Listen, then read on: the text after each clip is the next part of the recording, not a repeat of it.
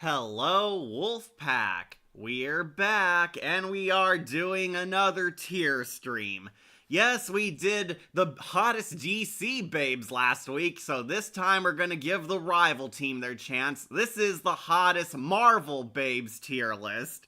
Yeah, we actually managed to find a waifu slash best girl tier list on all the women of Marvel. However, there's a catch. We're doing the Marvel movie girls, not the animated shows. I know some people might be disappointed that they really wanted to see Black Cat on here, or Wasp, or the greatest Carol Danvers from Earth's Mightiest Heroes. Unfortunately, I could not find a tier list that had all the animated babes of Marvel. Like, I couldn't find the 90s shows, or the Christopher Yost universe, or what's his name, Greg Weisman's animated universe. They all came, like, separately. There is a separate one for Avengers, and Spectacular Spider-Man, and 90s X-Men. However, there was not one that had all the animated Marvel characters together in one list, kind of like the DCAU had. I wanted to have something in that style, but could not find anything for the cartoons. However, luckily, we did find another good one, the live-action movie Marvel women. Hey Akira, glad you made it. So, Marvel girls. That's right, we're giving the rival team their shot. We did the DC girls last time, now we're gonna do all the live-action Marvel women. And as you can see, we got a lot more than just the MCU. We have the MCU, we have the Sam Raimi Spider-Man girls, the Mark Webb Spider-Man, the X-Men film series, heck, even the Fantastic Four, Sue Storm made it on. Like, pretty much everyone who's been in a live-action Marvel show, movie, whatever. Got a ton of them here, as you can see, so we're going to be ranking them all on a tier list. This is technically a waifu slash best girl tier list, but I don't know, I think it kind of runs the same. You get the idea. Basically, the hottest Marvel girls you'd want to bang, date, heck, even marry. Because Marvel's got a lot of them. Marvel has as many hot chicks as the DC Universe does. However, Disney's been trying to ruin that lately, but unfortunately we got a lot who managed to become icons for a lot of us in our childhood, and heck, even adulthood. So, am I a Black Cat fan, also Mystique fan? Yeah, Black Cat and Mystique are great. Unfortunately, Akira, Black Cat did not make it on here, because I guess they didn't count, what's her name, the Felicity girl from The Amazing Spider-Man 2, because she never donned the outfit. Yeah, so many great Marvel women, and as you can see, we got them all here, and some not so great. We'll get to that later. So, I'll explain the tier list. If this is your first ever tier list ever, I will explain. We will be ranking from best to worst, all the Marvel women. Up top, the S rank, the A+, we have Excelsior! These are the greatest women. These are the hottest. These are the ones you want to date, you want to kiss, heck, you want to put a ring on her. Basically, the Marvel women that are total wife material. They are totally eye candy. They are your favorite piece. They are the hottest of the Marvel universe, and we will be seeing quite a few up here, thankfully. Second, we have Galactic Titan. These women are good, not fully great. There's like just one thing missing, not fully wife material, but definitely dateable. You definitely hit that ass. Definitely hot chicks. These are good. The Galactic Titans are good. They are up there next to Thanos. Then, middle, we have Black Cat. These are okay. They're fine. They're fine. They have a lot of good, a lot of strengths, but also a lot of weaknesses, some negative qualities.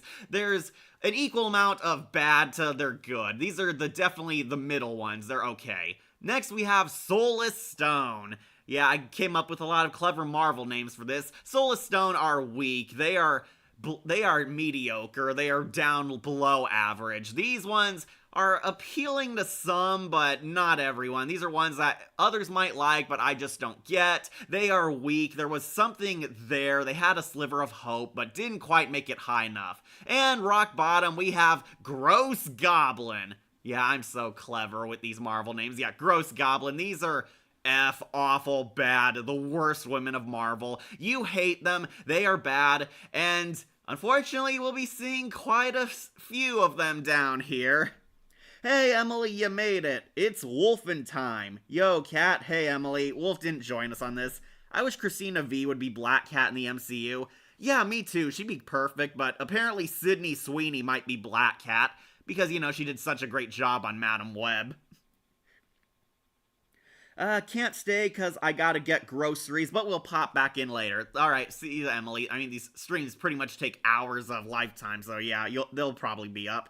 Also, I hope Ultra Woman, aka Susan Storm, have Mr. Fantastic power.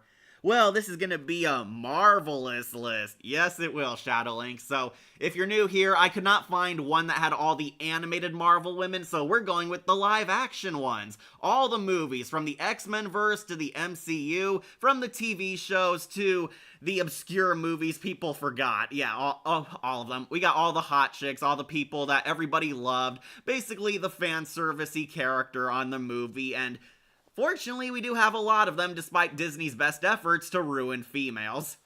So yeah, here's our ranking. We should probably get started because there's only 50 women in 1,000 films, so yeah. Hey, Anime Night, you made it. I know She-Hulk will be on the bottom list. Yeah, this is technically a waifu list, but it's also best girl. I mean, waifu's pretty much become an umbrella term for fictional character you want to sleep with. However, I think here we got a lot more fun because it's live action, and a lot of hot celebrities were definitely our crushes. So let's start with, one of my top waifus who was completely ruined in live action, She-Hulk. And She-Hulk, gross goblin. Yes, this is awful. Look how they massacred my girl. Live action She-Hulk is the worst. They bastardize this character beyond all belief. It's not even just that she's not hot or doable anymore. She's also kind of terrible as a person. Bad character, awful writing, awful humor. Tatiana Maslany is actually so pretty in real life and she can be funny. However, they decided not to do anything with her or allow her to be funny, and instead it's all these feminist writers crying about how awful men are, instead of seeing She-Hulk go on epic adventures and being awesome.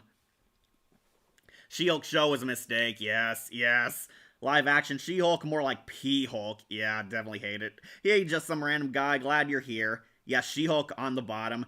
We all know the series was a foot fetish fan series as they showed a lot of her feet. Yeah, that was weird. It was fine once, but they kept doing it, and someone had a foot fetish for Tatiana Maslany, how many times she took off her feet. I swear, Dan Schneider must have worked on this show, but that might be wrong because Dan Schneider actually has comedy in him. Yeah, She-Hulk, awful. They butchered her. They ruined one of the greatest women of comics. This character should have been a slam dunk.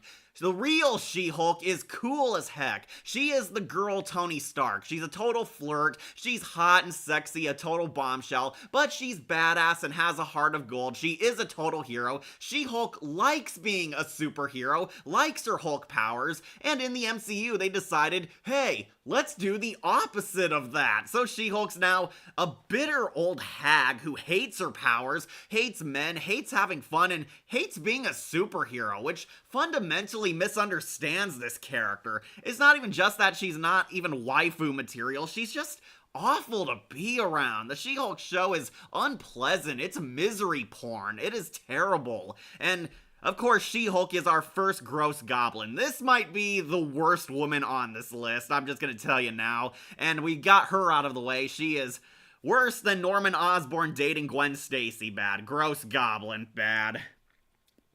She was the first female that broke the fourth wall. Yeah, she was. And she was actually funny doing that, but on the Marvel MCU show, it's written by untalented hacks. Including that one episode where we get a major close-up of her feet when she was about to transform at the wedding. Yeah, then she didn't. Should we give She-Hulk the hobbling treatment? Oh man, that's probably not gonna have any effect since she's buff. Yeah, She-Hulk ruined, gross goblin. And speaking of awful women, let's do Captain Marvel, who is gross goblin. That gross goblin. She gets a point above She-Hulk because Brie Larson is actually pretty, but awful. They also ruined Captain Marvel, aka Carol Danvers, aka Miss Marvel, or the former Miss Marvel now. Yeah.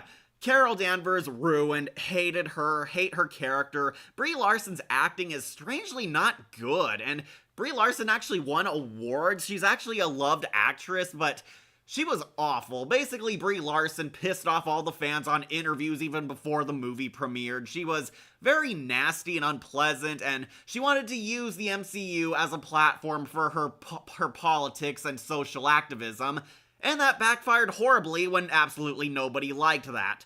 Captain Marvel is awful in this show, and if this was Earth's Mightiest Heroes, Carol, easy S rank. The Jennifer Hale Miss Marvel is an S rank waifu material. She is one of the best versions of this character. Brie Larson will go down as one of the worst versions. Getting rid of the bad ones already. Yeah, I am.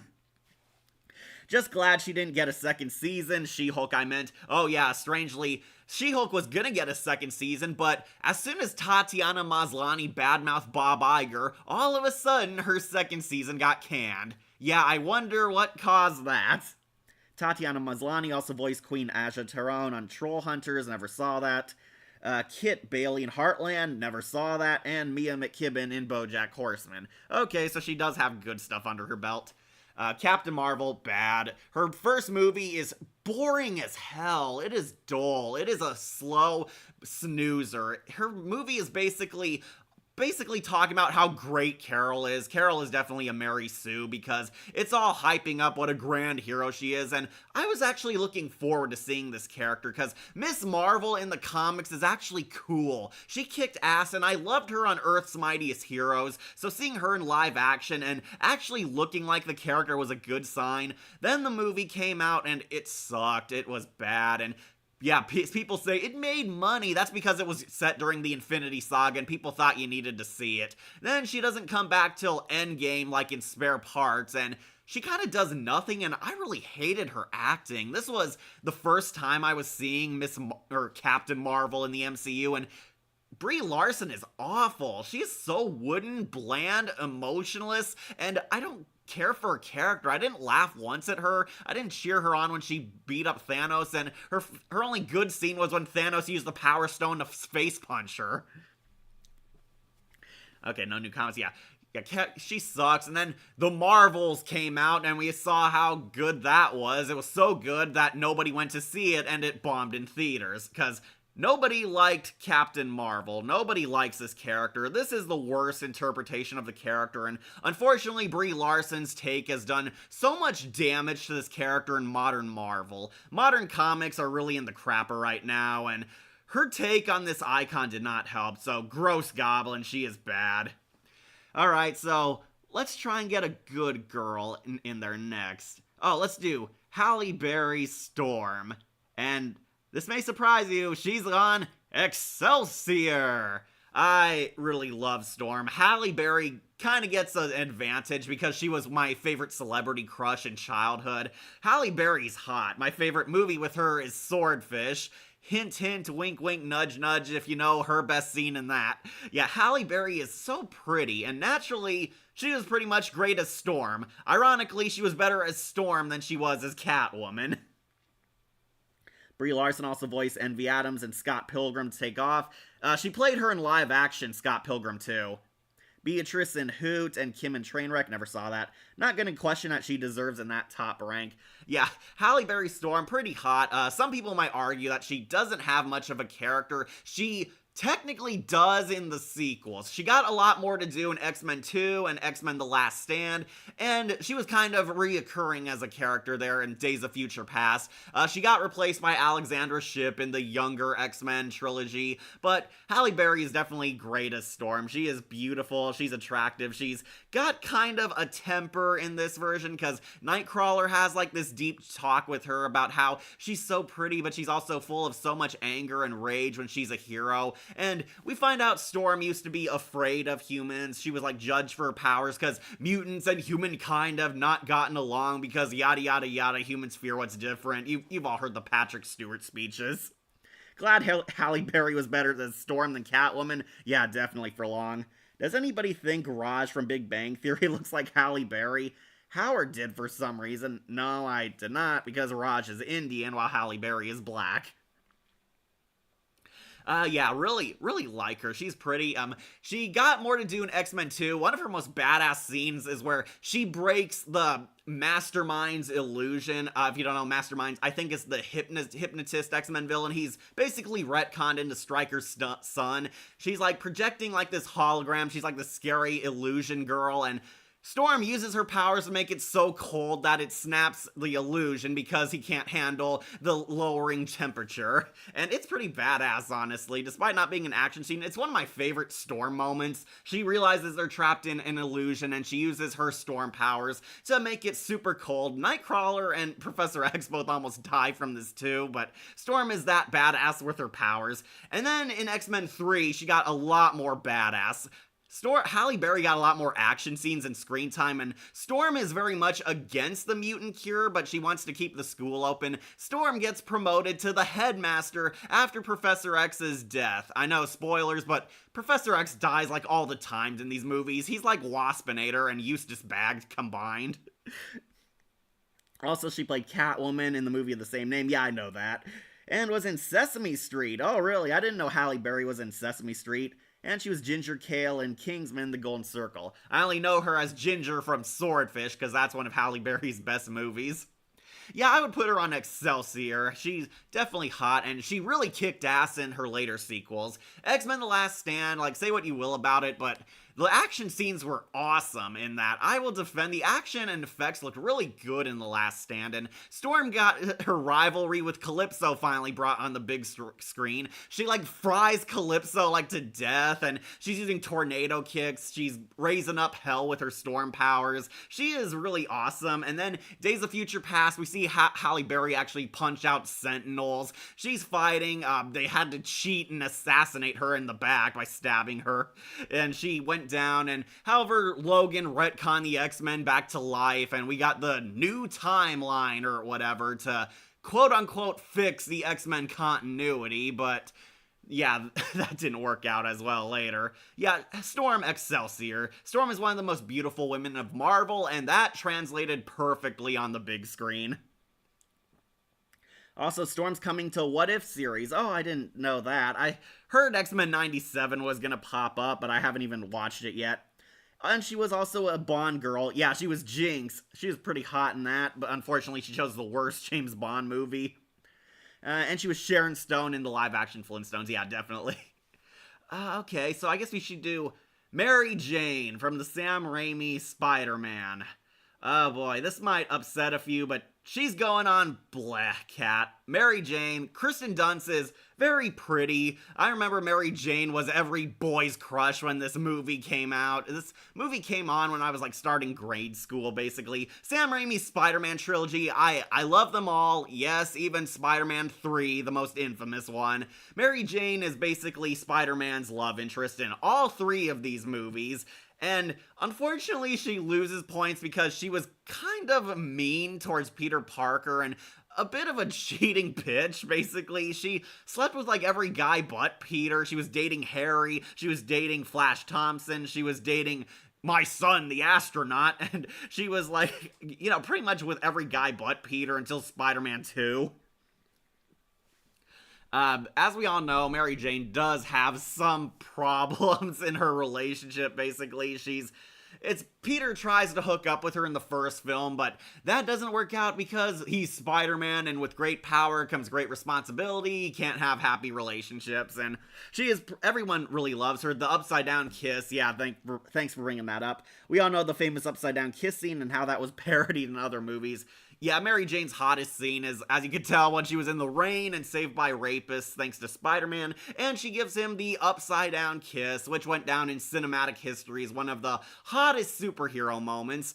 Unfortunately, Spider-Man 2 happened, and Mary Jane's kind of bitter and projecting a lot of her problems onto Peter. Like, she's pissed at him for not having a relationship with her, and she dates my son, the astronaut, and in a rather bitch move, dumps him at the wedding. Like, her scene where she's running away from the altar and runs past the Punisher. Yeah, Thomas Jane was apparently in that scene in the background. She, like, runs away from him at the altar and chooses Peter after finally figuring out that he's Spidey. And then Spider-Man 3 happened, where she's kind of all over the place.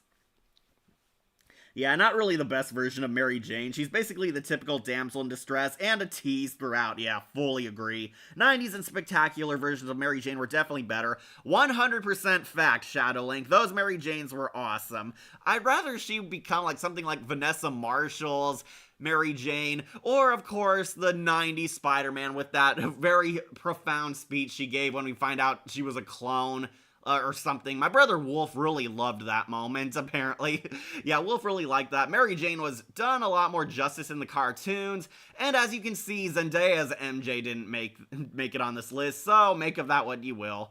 Yeah, she's a black cat. Everyone loved her in childhood. I won't blame anyone for liking this girl, but not very high of the sexiest Marvel waifus material, if you know what I mean.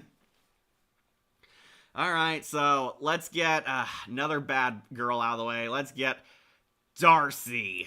Who's Darcy? Oh, this is Jane Foster's girlfriend, as in girls who are friends, not love interests. Her best friend in the Thor movies. At least the first two in WandaVision, because absolutely nobody liked her, so she's going on Gross Goblin.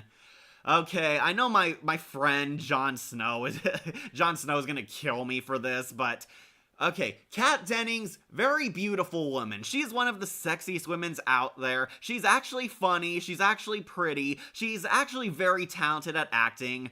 Darcy is easily one of her worst characters ever. This is the worst character Kat Dennings has ever played. Darcy is the Jar Jar Binks of the MCU. She's this unfunny comic relief character who makes snappy jokes and one-liners at all the weirdness of Thor's movies, and not once are they ever funny. She is so annoying, and unfortunately, one of the key problems of Thor's first two movies is that the human characters stole spotlight, and Kat Dennings was basically there in the spotlight, stealing attention from Thor to crack her stupid-ass jokes and be annoying. Hello, Jon Snow. Oh, he made it? Okay. I don't see him yet. Lisa Loeb also played Princess Wigner and Jake in the Neverland Pirates. Don't know who that is. Also Laura and Firebuds on Disney Junior. I liked Darcy, and oh, you did? Okay, especially in What If, when she married Howard the Duck and how the egg, yeah. Sigh, I can't stand Darcy. Yeah, me neither. She's on Gross Goblin, but she makes it higher than Captain Marvel and She-Hulk for sure, because Kat Dennings is hot, but so annoying. I'm sorry. Darcy is irritating. She is the worst part in these movies, and honestly, I kind of miss the days when Kat Dennings' unfunny stand-up was the worst thing of the MCU, but yeah, all these years later, I still can't tolerate her. I'm sorry, Jon Snow. Kat Dennings, beautiful. She would probably make it up higher as any other character but this, but Darcy is awful. She's annoying. Not dateable. If you want to hit it and quit it, fine, but I would not recommend her as a lover full-time. Darcy, Gross Goblin. I won't kill you for hating Darcy, but I might be putting Mary Jane above her. Oh, Mary Jane, yeah, she's definitely above her. Well, Kristen Dunst is hot, and she was likable in the first movie. 2 and 3, definitely where the mixed baggage comes from. Alright, so, who to put on next out of all the women? I guess we should do Wanda, since she's currently the leading lady of the MCU, and this might disappoint people. Wanda, Soulless Stone. I know. The Scarlet Witch is one of the most beautiful women of the MCU ever. She's such a deep, profound character. I'm not such a fan of her. Wanda is on Soulless Stone. Elizabeth Olsen is definitely pretty, and she actually looks like the comic character, so that did earn her points. She is definitely above these other women, but Wanda, kind of a psychopath. She's honestly kind of insane. She's twisted. She wanted to destroy the multiverse to get 2 kids who never even existed to become her own children. WandaVision did so much harm to this character. Like, at first I didn't care for her. She was kind of just there in the first 2 phases of her. But then WandaVision's ending happened and we get the infamous line you all love, "They'll never understand what you sacrificed for them." And by they won't understand, we mean the people she brainwashed and held hostage for months on end and used to live her deranged fantasy life. She belongs on Soulless Stone with the poor writing of her. Thank you for agreeing, Jon Snow. Also, Kat Dennings played Valerie in The Simpsons. Probably never saw that one. It took me a while to learn that her actress is the younger sister of the Olsen twins. Yeah, Elizabeth Olsen. Olsen is very pretty. I will say she is actually pretty hot. That earned her points because she also looks like Wanda. She looks like the character. Magneto might be hers and Quicksilver's dad or might not be. It's kind of kept open because the MCU didn't own the Fox universe forever. And that finally got broke through and we met her brother and Boner. Yeah, that was his name, Boner. Remember, the Quicksilver that everyone actually loved from the Fox X-Men came in and played a character who was pretty much a fake out. He wasn't actually your brother. Wanda pretty much got ruined. She was ruined at the finale of WandaVision, and then Doctor Strange Multiverse of Madness happened, and in a twist, Wanda was actually the villain, and all my sympathy for her pretty much died in that film. I'm conflicted with Scarlet Witch. She started off fine, but then she pretty much lost her mind after Endgame. Yeah, after Vision died, she went insane, and she's sort of a villain, but also sort of a sympathetic villain, and she can be redeemed. Wanda apparently died at the end of Multiverse of Madness. However, Kevin Feige is going there on Twitter and saying, oh, she might be back, and yeah, I don't know how when you're crushed to death, but yeah, she'll probably be back. WandaVision, she's a soulless stone. She was fine at first. She probably would have made it to Black Cat or even Galactic Titan, but after Endgame, it all went downhill, and unfortunately, her awful personality held her back. So yeah, Wanda, soulless stone. I don't hate her as much as She-Hulk and Captain Marvel, so she has that. Alright, so needed some water. Oh god, Awkwafina made it on this list? I didn't notice that. Awkwafina, gross goblin for sure. Don't worry, I'll put her under Captain Marvel and Darcy. Like, who wanted Awkwafina? She's not hot, she's not funny, she's not entertaining, and all she's well known for is that annoying voice. The scuttlebutt, wah, wah, wah. She talks like friggin' Ernest Borgnine's penguin all the time. Oh, no, not her. Gross goblin. Awkwafina was the worst character in Shang-Chi. Pretty much everything got bad after Endgame. They're just like dragging it out like The Walking Dead. Yeah, MCU's gone downhill, I will say that. Don't worry, I'm not a shill saying everything Marvel makes is perfect. No, it went downhill. It went downhill. We got some good movies like Spider-Man No Way Home and Deadpool and Wolverine, and my friends do like Werewolf by Night, whatever that Halloween special was, but a lot more bad than good. Marvel overstayed its welcome, and unfortunately, we do got some of those ladies on here. Yeah, Awkwafina, gross goblin. Who would want to date her? She's gross. Elizabeth Olsen was Juliet in theater, Romeo and Juliet. Well, I haven't seen that. Awkwafina's annoying. Yeah, I agree. Alright. Oh, let's do Lady Sif, one of the good female characters of Thor. We'll put her on Galactic Titan. Alright, now we got a lady in every slot.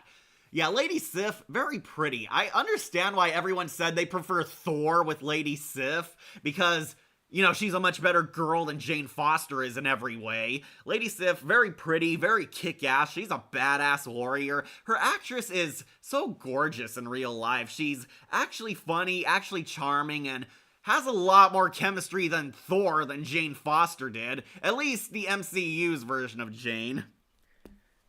And I'm sure it was a great idea to put Awkwafina and make her the focus in Kung Fu Panda 4. Yeah, Kung Fu Panda 4 let me down so much. Yeah, they should have stopped at Kung Fu Panda 3. Lady Sif, awesome. Yeah, she is awesome.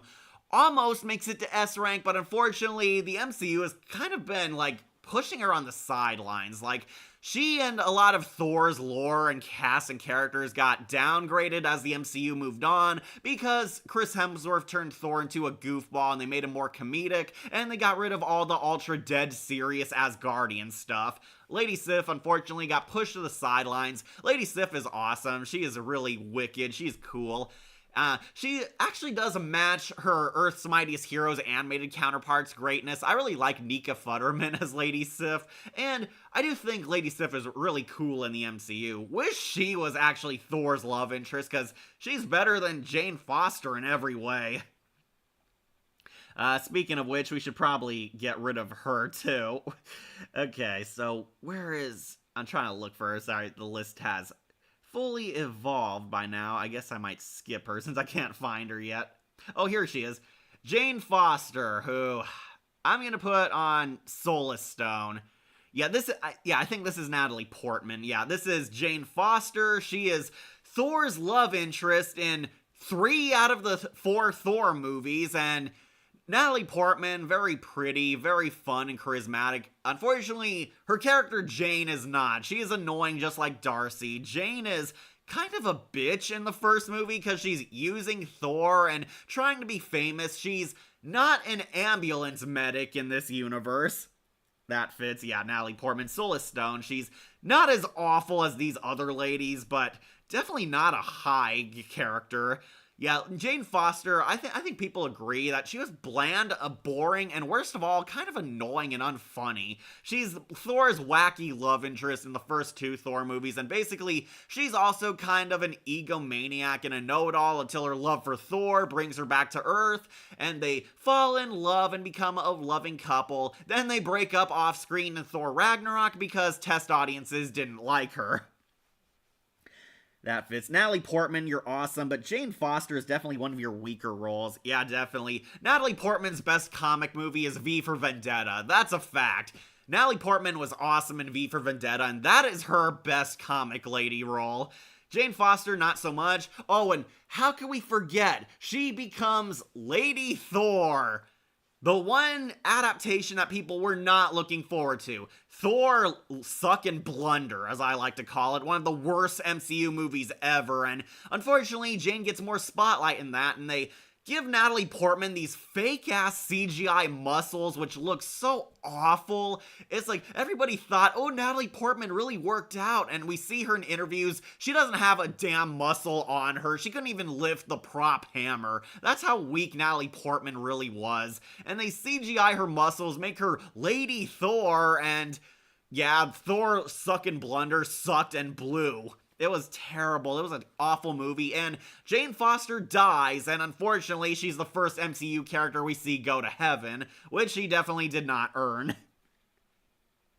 Plays 1812 Overture. Those fake muscles of the masked mutant were better. Oh, yeah, because they actually looked like they were there at least. Hers did not. She looked like a cartoon.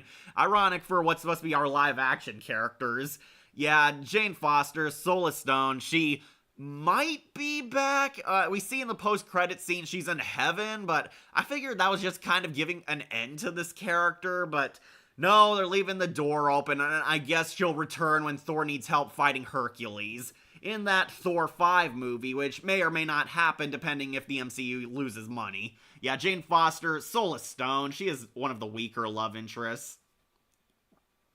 Alright, so oh, let's get an S-rank woman up there. So, Sue Storm from the Fantastic Four, is played by the lovely Jessica Alba, is S-rank. She is S-rank, you all know it. Jessica Alba, one of the most beautiful women alive, and I know this might piss a lot of people off, but I love the Tim Story Fantastic Four movies. Yes, both of them. I love the 2000s Fantastic Four and The Rise of the Silver Surfer. Yes, I know they're inaccurate. I know Reed Richards is not a faithful depiction. I know they have their flaws, but I have so much fun with them, and Sue Storm is definitely a high point. Everyone watched those movies because Jessica Alba has nude scenes in them, basically.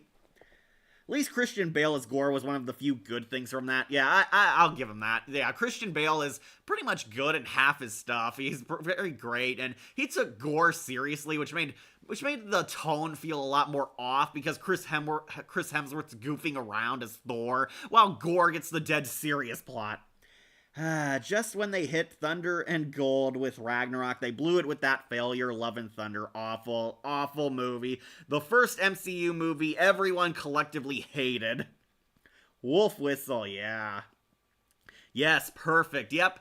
Jessica Alba, Susan Storm, aka the Invisible Woman, very hot. She is a great depiction. Sue Storm in the Fantastic Four movies is basically that dorky nerd girl who grew up hot. She used to be like, we get like A's story that she used to be a gawky nerd girl. She was socially awkward, heavy braces. She wears glasses from time to time, and she like did not look as hot. And then she grew up into Jessica Alba, and yeah, pretty perfect. She is definitely one of the most beautiful women of the Marvel Universe, and just like in the comics, every guy wanted to bang her. Reed Richards crushes on her, Doctor Doom wanted to marry her, we all know Namor simps for her, and even the Silver Surfer turns into a good guy because Jessica Alba's so hot that she reminds him of his dead wife. Yeah, she is the saving grace. So that's what Bruce Wayne did after saving Gotham from the nuke. Yeah, he became Gore the God Killer, and was the only good element of that movie. Sadly, he's in one of the worst MCU movies ever. Anyway, Susan Storm, yeah, she's hot. She is hot. Who doesn't love Jessica Alba? Only like straight women don't like Jessica Alba. That is like, she's very beautiful, and I actually really liked Invisible Woman in this. She's basically trying to get Reed Richards' attention in the first movie. She wants to date him. She obviously has feelings for him, but Reed's such a naive dork, he's too afraid to make the first move. They get into like wacky rom-com antics. I know some people did not like how Reed and Sue were betrayed in those movies, but I was honestly okay with it. I don't have too much attachment to the Fantastic Four comics. I'm a total normie when I watch those movies, and I definitely had fun. I know Reed and Sue are a lot better in other stuff, particularly that epic 90s Fantastic Four cartoon. I know Emily and I quote Dr. Doom all the time. I like those Fantastic Four movies fine. The characters are pretty fun, and at least have some life. Unlike the reboot Fan Four Stick, yeah, a Fantastic Four. That movie's awful. Don't worry, that Sue did not make it on here at all. At least I think so. Jessica Alba hates this role. Really? Well, because of the director. Well, if you don't know, Jessica Alba also got to do nude scenes on this, and yeah, as a kid, I definitely watch them all the time. I really love them. Like, Sue has to like sneak past some cops, and she has to take off her clothes because she can't make them invisible. And of course, she loses her powers, and she's like in her underwear in the middle of a crowded street and embarrassed. Sue's powers come from her emotions in these movies, and definitely made a lot of funny comedy, a lot of fan servicey shots of Jessica Alba. If you saw Nostalgia Critics review, they made a nude Alba counter, and that was pretty funny. Yeah, I won't lie, I really love those scenes. She's, of course, like, switches powers with Johnny in the second movie, and she burns off all her clothes and is naked in the street again. They knew what they were doing. They knew what they were doing.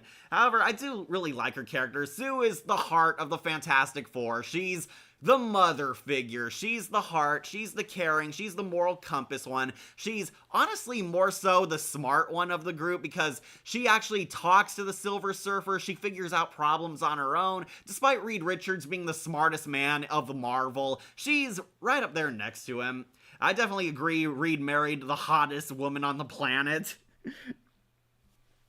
Some people might not like her in the second movie, but she kind of comes around. She's a bit selfish. She wants her like wedding to go perfectly and wants to be normal, but then she undergoes a character arc realizing that the Marvel Universe needs the Fantastic Four, and she decides, you know what, these people are my family, and Sue defrosts and becomes nice and is the loving mother figure of the Marvel Universe we all know and love. Yeah. Susan Storm, incredible. She is Excelsior. Definitely high tier woman. Alright, so let's see anyone who I recognize. Let's do Pepper Potts, the first love interest of the MCU, Iron Man, who's... I'm gonna put on Black Cat. I know, a lot of people are going to be pissed because Gwyneth Paltrow, very alluring. She is sexy, she's suave. Pepper Potts is the cool secretary. She sasses her boss. She is her own woman. She's not afraid to mouth off to her boss, but she's very loyal, very loving, very faithful. She cares about Tony even when he's a dick in all his movies. However, this character didn't do much for me. Like, I'm sorry, Pepper Potts, not high lover material for me. I think she's okay. Kat, I had a very important question for you. Did you notice that the boob change between the movies Spider-Man 1 and 2? No, I did not. I did not. Probably because I wasn't paying attention. Anyways, yeah, Gwyneth Paltrow. Pepper is okay. She's alright. I never really got attached to this character. Like, even beyond shallow love interest, is she hot enough or doable? Yeah. No, Pepper is an okay character. I don't really care much for her. She's just Tony Stark's love interest in these movies. Gwyneth Paltrow obviously gets a funny line. She's very loyal, very faithful, actually does love Tony despite his huge ego and his dickhead moments. She ends up saving Iron Man a few times, so that definitely won her points. Not that big into Pepper Potts either. Still have her moments though. Yeah, she has moments of good. She has moments where she's useful. I know everyone loves the I love you 3000 line. Eventually, Pepper's kind of helping Tony in these movies, and then she gets her own iron suit in Endgame. We never saw how. We don't even know if she is familiar with how the Stark iron suits work. She's just wearing like a blue one and kicking ass with Tony because, you know, why not? We need an excuse to have his wife there when Tony eventually dies saving the universe. Yeah, she's fine. She's a black cat to me. Okay, so, is this Black Widow? I might need some help identifying some characters. Not gonna lie, some of these images, I can't tell who's supposed to be in them, so if you care to help me, feel free to. Please tell me if this is Black Widow with the Escrima sticks. I will do someone else while we wait. Oh. Girl Loki made it on here. If you don't know, Loki has his own spin-off show where a time clone variant of him, they just want Tom Hiddleston back. The real Loki we know and love died, so his time clone Loki joined his own spin-off show where he's abducted by the Time Bureau, and this is a Loki from another universe where Loki's a woman, and she's sort of the stand-in for Amora the Enchantress. At least that's what fans tell me. They made her look like the Enchantress. She's blonde, she's a witch, she wears the crown, and I'm putting Girl Loki into Gross Goblin. Yeah, don't worry, she's under Kat Dennings, Jon Snow. Girl Loki, not attracted to her at all. I did not care about Loki's show. It is boring and an excuse to build up Kang, which is now 100% pointless because Kang was fired from the MCU. Also, they went from Mark 50 to Mark 85 in that 5-year jump. Yeah, they did. Also, are you a Power Rangers fan? I am, but don't ask me about anything after SPD. I kind of stopped watching after that show. Yeah, I gave the Nickelodeon Power Rangers a try, did not get into them. I am a fan of the classic, like, 2000s, late 90s era Power Rangers show. I grew up on Time Force. I watched Wild Force. I did go back and see In Space, Lost Galaxy, loved Lightspeed Rescue. I feel like I'm one of the few who loves Lightspeed Rescue a lot. Yeah, I am a fan of some Power Rangers shows. Like everyone, I agree it should have ended at Dino Thunder. Where were we? Oh, yeah, that's right. Female Loki, yeah. Not a fan of female Loki. They ruined Amora the Enchantress. This character is basically a girl boss character. She's built up like she's a villain, but actually she's the bestest ever hero. She's better than the real Loki. Don't get me started on that cringe speech he gave to how awesome his female clone is. You ran circles around those losers and whatever. Like, not attracted to her. Though Jungle Fury and RPM were pretty awesome. Well, you didn't miss much with Operation Overdrive. Yeah, thanks. As much as I love the Loki show, I definitely didn't care for this character either. Talking about Power Rangers. Oh, the movie. Oh, did you love the first Pink Ranger, Kimberly? I did not grow up with that show, so I didn't crush on Kimberly. I actually crushed on the Jungle Princess Maya from Lost Galaxy. Serena Vincent, yeah, she plays Maya, the Yellow Ranger. She was a former Jungle Princess. Yeah, she was my Power Rangers crush for sure. She was hot. She really loved her. She would probably make it on S tier on this hotness of Rangers list. Amora the Enchantress minus the sexy and cool. Yeah, that is who Girl Loki is. She is a butchered version of the Enchantress, and sadly, we're probably never gonna get an awesome version of Amora now. My friend Bodhi is gonna be bummed out, but Honestly, I think the real Amora dodged a bullet. If this was Amora from those cartoon Thor movies or Earth's Mightiest Heroes, she would make it easy Excelsior. But no, it's the MCU's Enchantress, which is Girl Loki, and Gross Goblin, I did not like this character. She is bad. Don't worry, Jon Snow, Kat Dennings is at least hotter than her. Alright, need some water. Alright, you want to see a great girl. Alright, let's do Gamora from Guardians of the Galaxy, played by the spicy Zoe Saldana, and Excelsior! Gamora Excelsior. She is hot. She is kick-ass. She has pretty much the best character development in the MCU. Zoe Saldana, super pretty, and basically, yeah, of course she's hot. She's a badass alien assassin girl. She is slightly depowered and nerfed from her comics counterpart because in the comics, Gamora was kind of a Super Saiyan godlike being. She definitely wielded the power of Thanos herself. Hell yeah, Gamora was awesome. Yes, she is. Also, Sophia Di Marto voiced Amber Laird in Midsummer Murders. Never saw that. Power Rangers have better villains than Miraculous. Oh, yeah, definitely. Power Rangers has years of awesome villains. Heck, who doesn't love Queen Banshira or Ranzik or Mesogog, one of the top tier villains of all time? Oh, and of course, Lord Zed, who you may have heard of. Anyways, Gamora, she's great. She is Excelsior. She is one of the hottest women of the galaxy. I really like this character. If you don't know my waifu list, I definitely have a thing for sexy alien warriors. Ayla Secura made my list, and technically Katana should count too. She is an alien.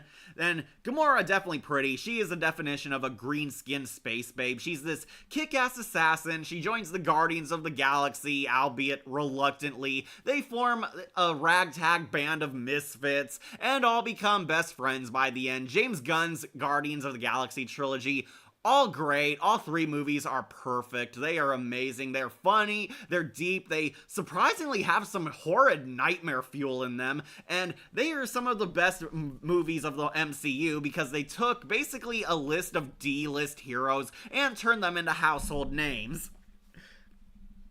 I feel sad she lost her memories. Oh yeah. Gamora, if you don't know, her ultimate endpoint in the series for the original Gamora, she died, basically. Thanos sacrificed her for the Soul Stone because she was the one thing Thanos loved. And yeah, classic Gamora died, and she's comes back via a time clone. She's resurrected because they use time travel and wibbly-wobbly timey-wimey ball. They reset the Marvel Universe back, and only Thanos and his minions all died, while Gamora still technically exists, and she becomes good and is now like a reluctant hero on the Guardians. Sadly, we're probably not going to see her and Star-Lord get together like they were clearly setting up. But, yeah, whatever. Gamora Excelsior, she is great. Who doesn't love Gamora? She is definitely every sci-fi fanboy's crush. High tier, high class, really loved her. And I loved her. I wished we could romance her in the Telltale Guardians game, but oh well, they're not getting that sequel. Zoe Saldana was also Anna Maria in the Pirates of the Caribbean. Yeah, I remember that. That was her first movie. And she was Captain Celiano in the MLP movie. Yeah, I heard that. Also Princess Maya and Maya and the Three, and Uhura in the Star Trek video game. She was Uhura in the Star Trek movies, the J.J. Abrams trilogy. And yeah, I really liked her on that, so of course I would like her as Gamora. Zoe Saldana has basically become the hot chick of sci-fi movies, and Gamora is no exception. Gamora and the Avatar game. The Avatar movie. Never saw that. Alright, so if we're doing Gamora, we should probably do Mantis. Mantis, she's gone on Soulless Stone. I will put her above Jane, but Mantis doesn't really do anything for me. They also made her a lot uglier than how she actually looks. If this was Mantis from the Telltale Guardians of the Galaxy, she would make it a lot higher up, because Telltale Mantis is so pretty. This version, I don't know why, they apparently uglied the actress up and made her look more bug-like, which definitely not flattering on her. I agree with Drax. She is ugly. Yeah. two sexy aliens, Gamora and the blue alien. Oh, you mean Nebula? Yeah, we'll get to her next. Mantis, Solar Stone. She did nothing for me. She is another comic relief character, but my brother and I find Rocket way funnier. Yeah, I don't think anyone's gonna be missing out on Mantis. She is a Solar Stone. But you know who's not? Nebula, Gamora's sister, who, believe it or not, makes it onto Excelsior. Yeah, Nebula, one of the best female characters of the MCU. Like, who doesn't love Nebula? She is the bad bitch. She's the kick-ass evil girl assassin. She's pretty hot, too. They made her kind of a blue version of Mass Effect's Jack. Nebula is Gamora's sister, and sort of frenemy slash rival. They have a sibling rivalry. Nebula wants to impress Thanos and hates her sister, tries to kill her for it, and she slowly but surely actually becomes a good guy and becomes a hero, joining the Guardians of the Galaxy. Speaking of Avatar, when they found out James Cameron was making a movie titled Avatar, Nickelodeon had to change the title to The Last Airbender. Yeah, and that still didn't make that movie good. Pom Klementieff also voiced Paris in, Mission Impossible. Okay, never saw that movie. I have to. I didn't realize that her actress also played a companion of the 11th Doctor. Yeah, she was. She was a Doctor Who actress. Like, a lot of Doctor Who actors were in the MCU. Like, mostly in the first two phases, I believe. Like, they had Christopher Eccleston. They had Matt Smith. Matt Smith was also in Morbius, everyone's favorite Marvel movie. I really love how at first the Guardians, especially Star-Lord, were terrified with Nebula, but loved to kid around and even sometimes insult her in Guardians 3, because by then Nebula was a full-on good guy. Neytiri and Gamora. Okay, Neytiri was the Avatar girl, the sexy blue cat girl. Yeah, Zoe Saldana was also her. So, anyways, Nebula pretty hot. I do kind of compare her to Mass Effect's Jack, but she's blue, and I really like Jack in Mass Effect, so of course I would like Nebula. She was an experiment. She was turned into like a cyborg. Thanos tried to improve her / punish her, but still pretty hot. She's like a sexy cyborg assassin chick, and everyone like debates whether Nebula or Gamora are hotter because they're both played by really beautiful actresses, and Nebula actually lightens up. She becomes the new defrosting ice queen on the Guardians team, and apparently her actress said that Nebula has a crush on Star-Lord, so Nebula and Star-Lord might end up together over Time Clone Gamora. Still love that one scene with Nebula and Star-Lord with the car. Now what? Open the fucking door! Yeah, who doesn't love Guardians of the Galaxy humor? Isn't Matt Smith also in House of the Dragon? Yeah, he's in a lot of things, okay? Matt Smith is huge. He's one of the best Doctor Who's. Of course, he's in a lot of stuff just like David Tennant. Also, how can you put Mantis on the Soul Stone? She should be in Black Cat. I don't know. Mantis doesn't do anything for me, but okay, I'll move her up. I'll put her above Mary Jane, that's for sure. But yeah, all right, we'll move Mantis up a notch, but that's it. I'm not putting her up any higher. Nebula Excelsior, she is hot. Everyone loved her. She was really funny in the third movie. Like, she is now, like, she pretty much took Gamora's place as the smart girl that Star-Lord banters with. Very funny. Yeah, definitely love her. Excelsior. Glad she finally got her happy ending. Okay, so we missed one Thor girl. Alright, let's do Hela. I believe this is her. This looks like Kate. Hela. We'll put actually high up on the Black Cat. Yeah, I know some people might be pissed because what's her name? The Galadriel from Lord of the Rings plays her, and she's very, very beautiful. Honestly, she still looks pretty hot. I know she wasn't as hot in the Borderlands movie, but Hela, definitely a sexy witch character. They really improved this character. They sort of made her a composite character of the traditional Hela and Amora the Enchantress. This is the girl who gets Scourge and bosses him around, and she's the villain of Thor Ragnarok. I will say, she's honestly pretty hot. She's like the sexy gothic witch girl. She kicks ass, she takes names, she's pretty scary, pretty domineering, kind of like this magical baroness slash enchantress character. This is Hela, the queen of the dead. She tries to essentially take over Asgard after their daddy Odin dies, slash ascends to a higher plane of existence because Anthony Hopkins got tired of being in these movies. Also, the F-bombs have been said 119s in the MCU. Cate Blanchett, okay, thank you. It is, played by Cate Blanchett. Hela was pretty good a villain, and one of the best in the MCU. Yeah, you know, I might actually move her higher. Yeah, I might put her on Galactic Titan, but Lady Sif is way hotter. Yeah, okay. We'll move Hela up a notch. Hela, definitely one of the coolest MCU villains. She's badass, she kicks ass, she actually looks like her comic character. Yeah, imagine that. Like, unlike the Enchantress down here, they kind of took Enchantress's role as the supernatural witch who wanted to invade Asgard and gave it to Hela. Hela is now Thor and Loki's evil, psychotic sister. She used to be the favorite till she was sent to hell. Then as soon as Odin dies and becomes a fart in the wind, she comes back and breaks the Mjolnir hammer. And she's pretty cool. Really liked her. She was definitely a scary villain. I think this might be the best villain of the Thor saga. Sorry, Gore fans. Christian Bale was cool, but Cate Blanchett was also hot, so she's definitely high up there. Alright, I'm gonna go now in case I don't see you. Good afternoon, good evening, good night. Alright, see you. Okay, read the Star-Lord one. Karen Gillan, that was her name. She voiced Ruby in the Jumanji Next Level. Well, she played Ruby in that movie. Eyes on Spies in Disguise. Pink Ranger Karen in Halloween Video Selfie. What I found interesting about both villains and villainesses is that while they are hated in their worlds, in the real world, both they are beloved and admired. Yeah, everyone loves a sexy villain, and Hela's definitely up there. She's also pretty kick-ass. She murders the 3 warriors, and I was not sad to see those guys go. She murders them all easily, takes on like an entire army as one on 100, and kicks ass. Cate Blanchett is definitely chewing the scenery, definitely looking hot, looking scary, having a ball playing the bad girl, and she is so powerful, Thor had to summon the super devil guy.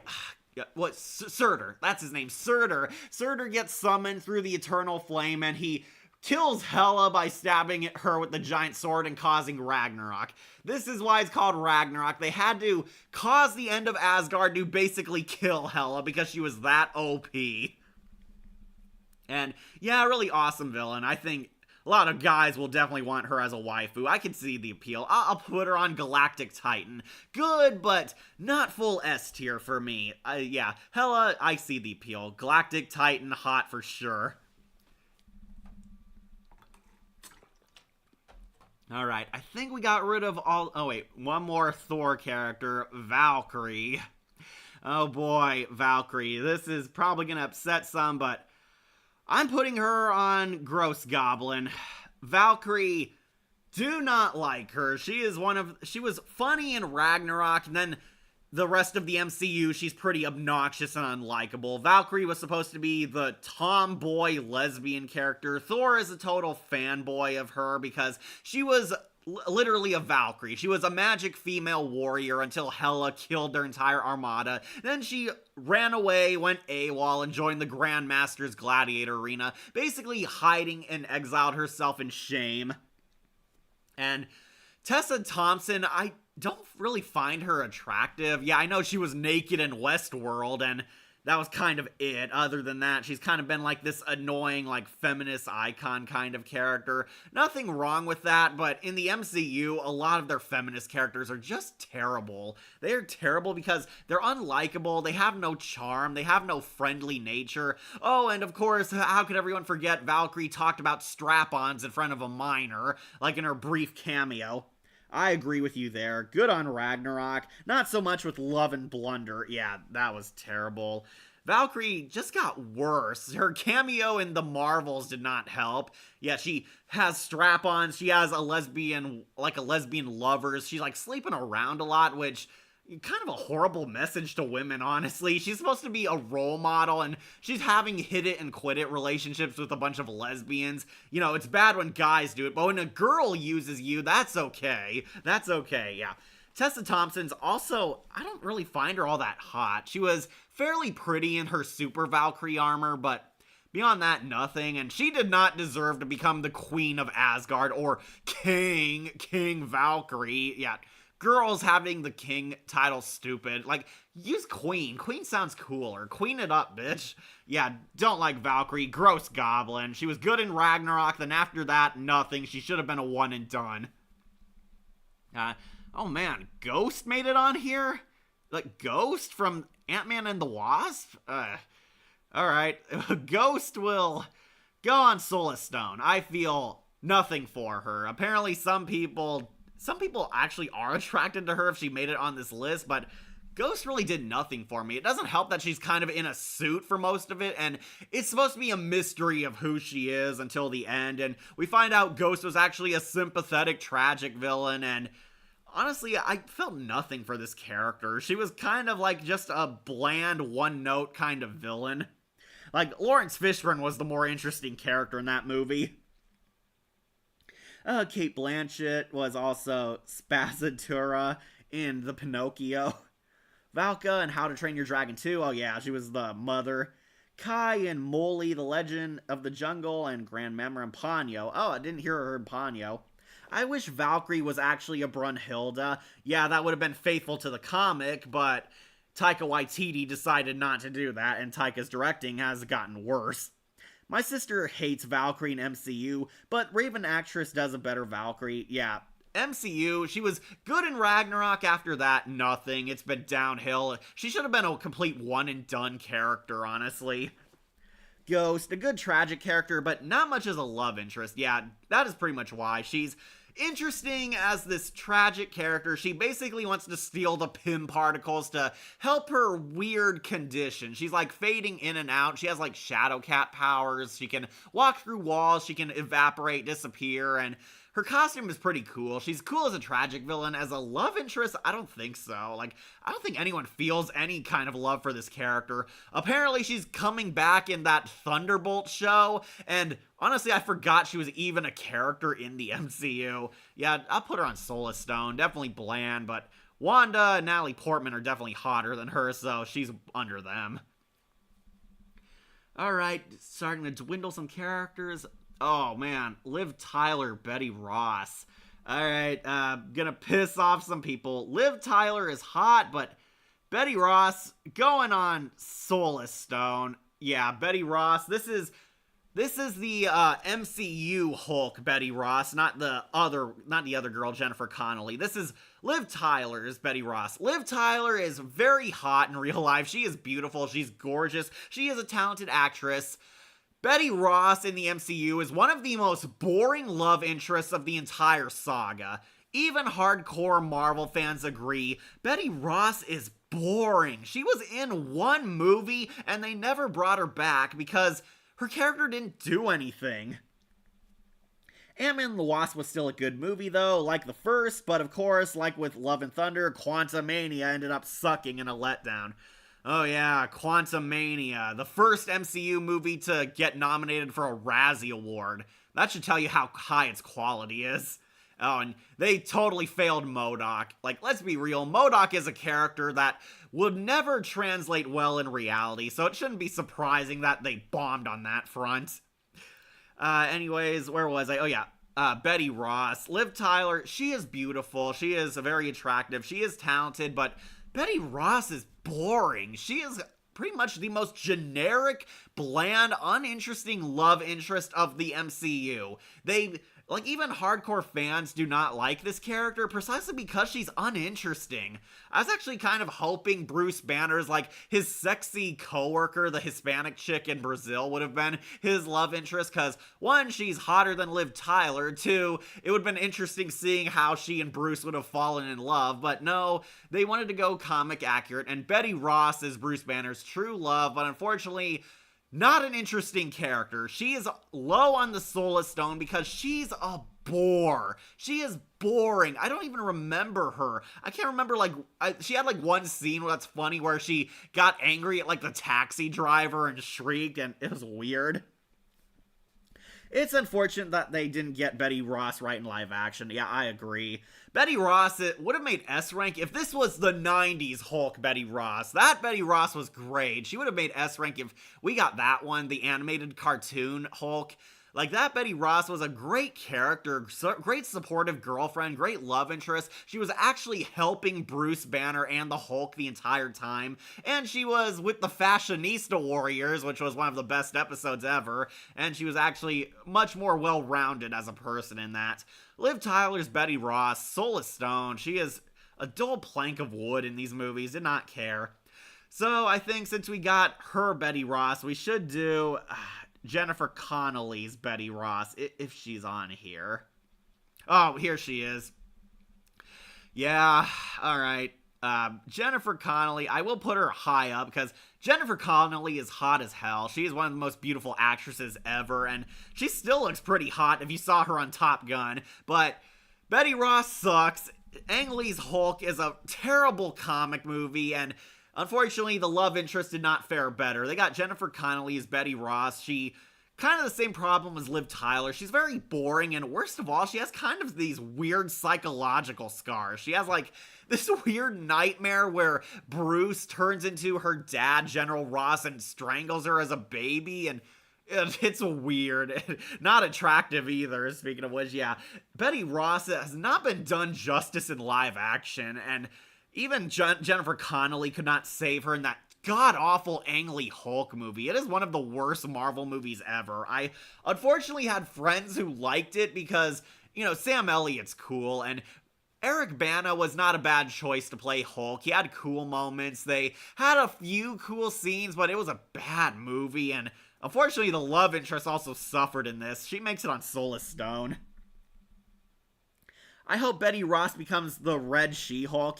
Yeah, I do too, because they failed with the regular She-Hulk. So, Liv Tyler as Red She-Hulk could work, but they have to give her a personality.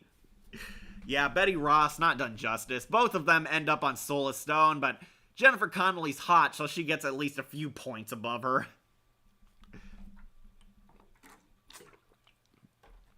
Alright, so let's get back to the X-Men with Rogue. Anna Paquin's Rogue, who, okay, gonna disappoint a few and break some hearts. She's on Black Cat, but she does at least make it up top. Anna Paquin, she's also pretty hot. She's so adorable. She's precious. She's pretty. I understand why Bobby definitely wanted to pick her up, but Rogue is not done justice in the X-Men universe. Like, let's be real. Rogue is pretty much just Jubilee with her name changed. Oh, come on. Oh, I'm sorry, Jon Snow. I know you love Rogue. And I'm sorry, Rogue is not done justice in the X-Men universe. Like, let's be real. Anna Paquin's Rogue. She looks like the character. She has the southern accent. Anna Paquin is also hot, but I do not like how she was written and portrayed. This is just Jubilee. This is literally Jubilee, but with Rogue's power set. Like, Rogue is the newbie on the X-Men team. She's the basically audience surrogate. Rogue and Wolverine are both recruited by the X-Men. Rogue is important in the first two movies, and then kind of there in movie 3 in Days of Future Past. Rogue definitely didn't do that much for me in live-action movies. If you want a good Rogue, I'll stick with the 90s and Evolution X-Men cartoons. Yeah, that Rogue was perfect. If this was 90s Rogue and the Evolution Goth Rogue, easy Excelsior, but no, we are doing live action, and Anna Paquin's Rogue didn't really do much for me. I understand there is a lot of people who love her because, well, yeah, Anna Paquin is pretty. Of course, a lot of fanboys really loved her, but Not a fan of her writing. She is kind of a useless character in these movies. She is a damsel in distress in the first movie. The second movie, she also is a tag-along kid to Wolverine. She flies the X-Jet for like 5 seconds and crashes it. And then X-Men 3, she takes the cure because she's upset that she can't get laid.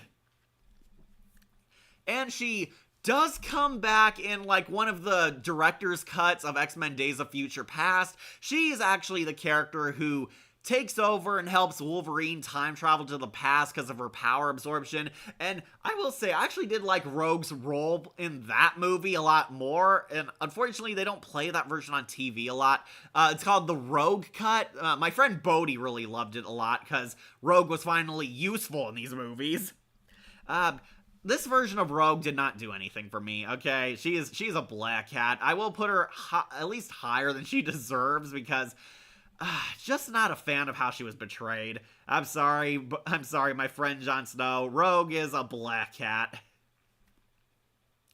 Alright, so maybe we should get another S rank up there because I don't want people being upset. Ooh, let's do Peggy Carter, who is Excelsior. Yeah, I'm saying it. Peggy Carter. Haley Atwell is so hot. This is the first MCU love interest I absolutely love.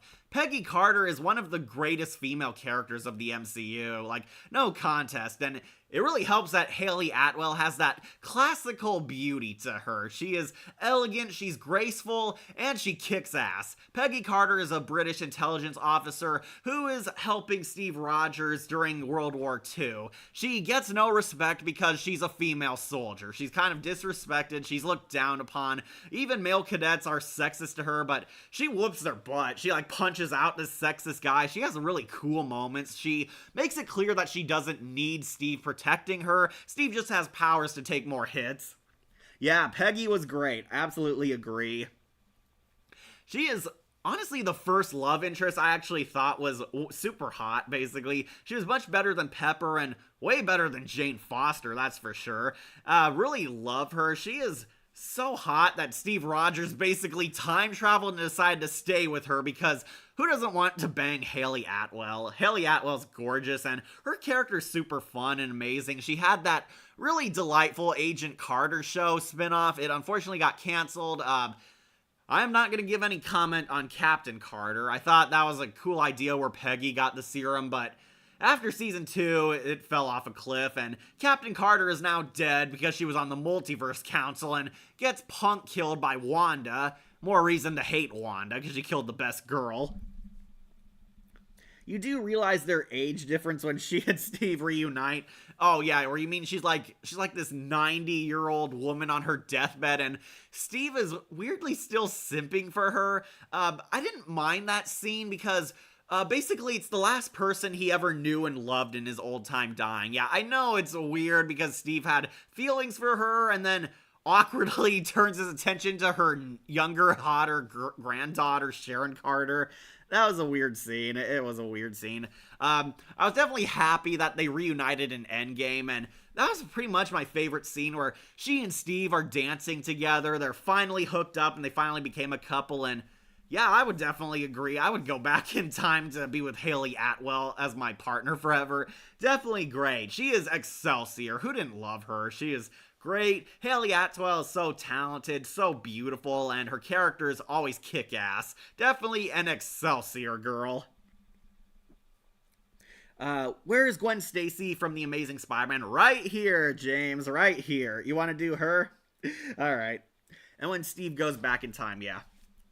Well, if Steve goes back in time, technically they're the same age when he meets her when she was Haley Atwell's age. Alright, you want Gwen Stacy? Alright. She does not make it on Excelsior, but I will put her on Galactic Titan. This is Emma Stone's Gwen Stacy from the Amazing Spider-Man saga. Emma Stone was actually dating Andrew Garfield in real life, and as you can tell, Gwen Stacy and Peter Parker had a lot more better chemistry in their movies because both the actors were banging each other off screen. Well, who wouldn't want to do Emma Stone? Yeah, Emma Stone's pretty. I thought she was hotter in the Zombieland movies. I did not know she was actually a natural blonde. I loved her on Zombieland. I thought she was hot there.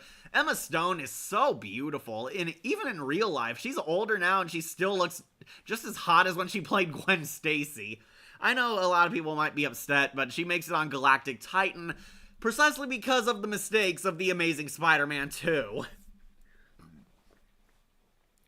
In all seriousness, her portrayal as Gwen was pretty awesome. Yeah, those movies made her Gwen Stacy. Are the Agents of S.H.I.E.L.D. girls on this list? I think they are. I think this girl is from Agents of S.H.I.E.L.D. And there's another one I don't recognize. Yeah, we'll talk about them later, but let's give Emma Stone her time to shine first.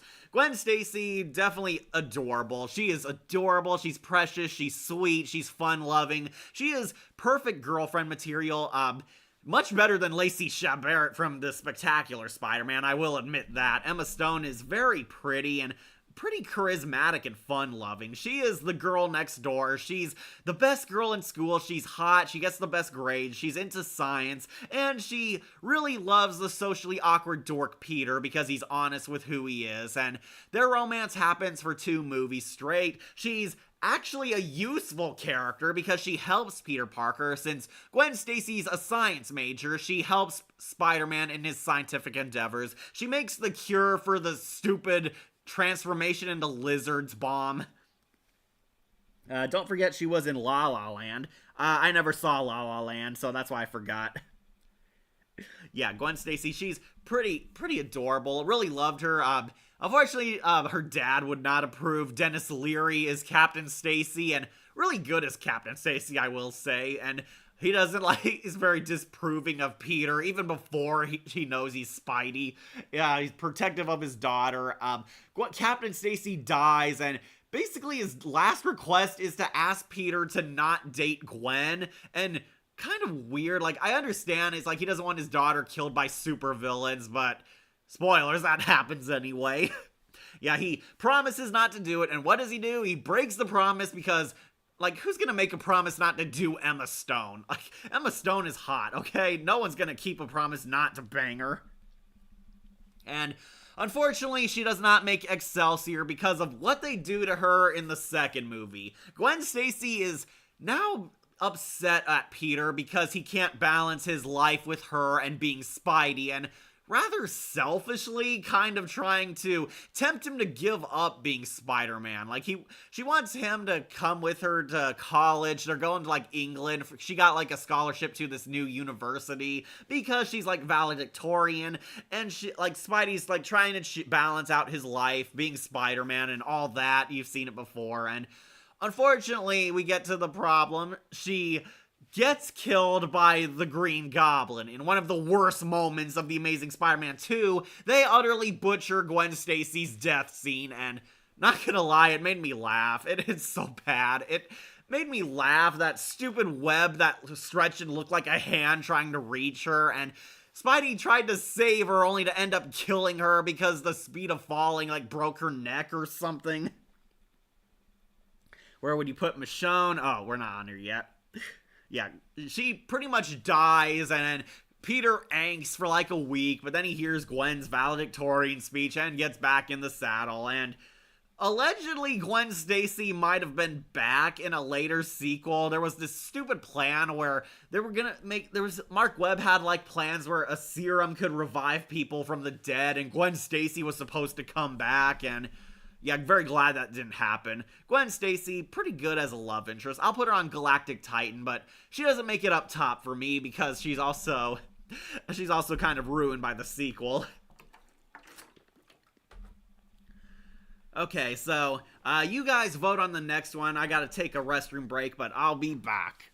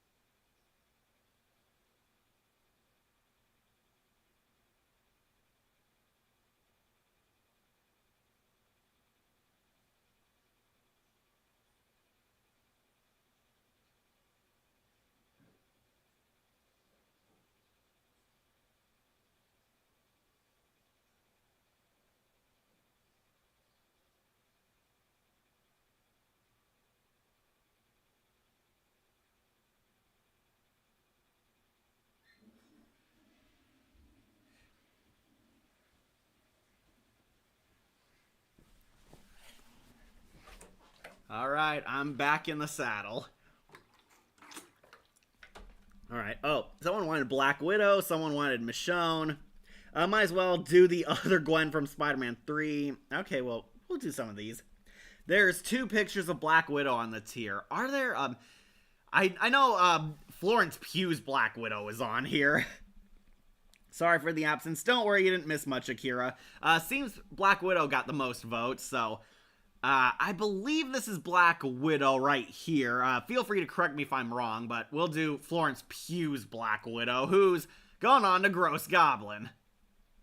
Yeah, she's definitely prettier than Tessa Thompson. Okay, so this is the second Black Widow from that god-awful Black Widow prequel movie, and yeah, spoilers, she sucks. She sucks. Florence Pugh is honestly not that super appealing to me. I do not get what people see in Florence Pugh. I didn't even think she was that hot on Midsommar. Apparently a lot of guys really dig her. She got a nude scene in Oppenheimer, so feel free to watch her on that. Black Widow, really terrible movie, and she's supposed to be the replacement Widow for Scarlett Johansson, and yeah, that idea is pretty laughable. Imagine replacing Scarlett Johansson's Black Widow with this version, this snippy, arrogant, whiny Black Widow. Yeah, no, Scarlet Black Widow, she wasn't. Yeah, terrible.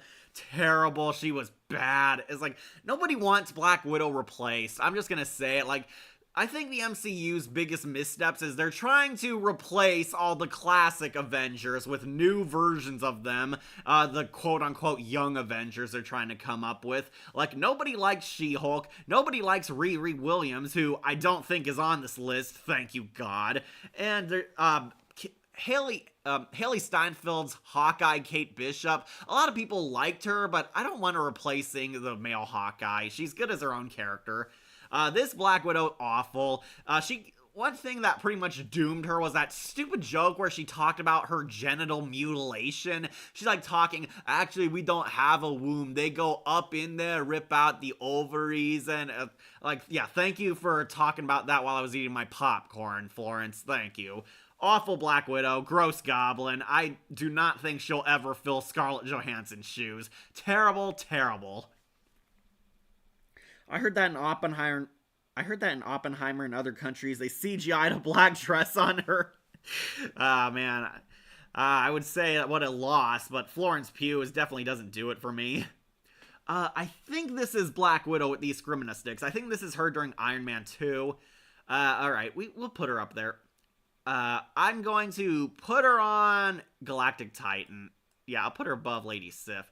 I know. How is she not Excelsior? Black Widow is one of the hottest characters of the MCU. It's like, I don't know, Scarlett Johansson has never been one of the women to do it for me. I know a lot of people really love Scarlett Johansson. She's hot. I will admit she has a nice butt, but never really loved her. I don't think she's, honestly, the sexiest celebrity I've ever seen. I honestly think Halle Berry and Jessica Alba are way hotter. Haley Atwell does a lot more for me than Scarlett Johansson did. Yeah, so Black Widow, if you don't know, classic femme fatale. She's a kick-ass super spy. Everyone loves Scarlett Johansson in that sexy black leather outfit. Until the later movies where they kept changing her look and she was barely recognizable as the Black Widow. Like, she sometimes didn't even wear black, and Scarlett Johansson didn't want to dye her hair red again in Endgame, and it looked really off. I had trouble remembering this was supposed to be Natasha. My friend Bodhi also doesn't like Scarlett Johansson's Black Widow that much because Scarlett Johansson never speaks with a Russian accent. She has her American accent in most of these. She changes out her accent sometimes in undercover missions, but Natasha's not fully Russian, even though she's supposed to be. Now, this Black Widow is badass. Love her scenes in many of the movies. Too bad her actual movie wasn't that good. Yeah, if you don't know, we were supposed to get a Black Widow movie earlier, but for some dumbass reason, they waited until after her death post-Endgame, and it was one of the worst movies ever. It's another girl boss movie, another cringe, like, you go girl moment, and Black Widow didn't need that because she was already an awesome girl character. But no, they kind of ruined her. They gave her these Black Widowettes. She has like a family of Black Widows and they all come together. There's fat, stupid, bumbling dad Russian Captain America, who it's funny because he's fat and incompetent and can't keep up with the women. And they have all these female Black Widows, one of them being Florence Pugh, who is the replacement for Scarlett Johansson, who we all agree sucks. I'll put her on Galactic Titan because I do agree she is very pretty, and Black Widow's always been a sexy character to me, but I don't think the MCU has really made her my fan favorite. There is a personal bias I have against her. Scarlett Johansson's not one of my celebrity crushes, but I can't complain. This Black Widow is pretty hot up until she got her own movie, when it was too late to capitalize on her popularity. There is another Black Widow pick on this list. Is it? I think you might be talking about this. This might be one of the Eternals. Yeah, surprise, the Eternals made it on this list. We should probably get rid of them next. Hang on, I need some water.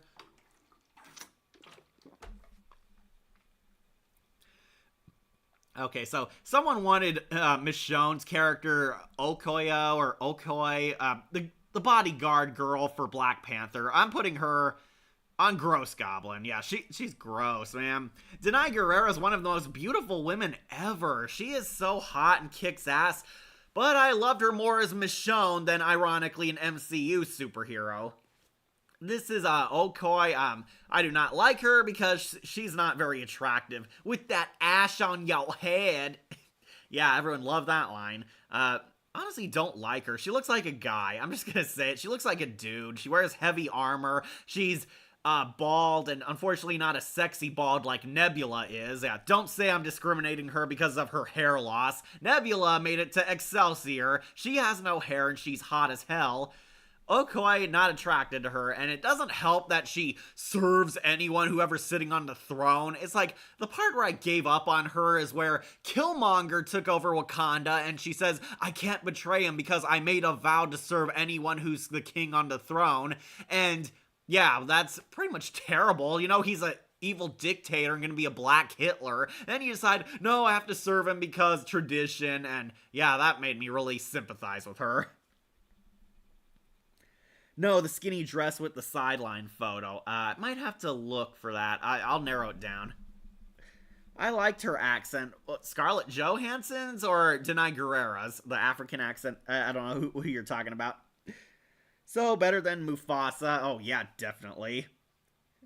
Yeah, I'm sorry. This character doesn't do it for me. Okoye I'm the Gross Goblin. I'm not attracted to her with that ash on your head. Yeah, everyone remember that sneak preview? Wakanda Forever was so god-awful.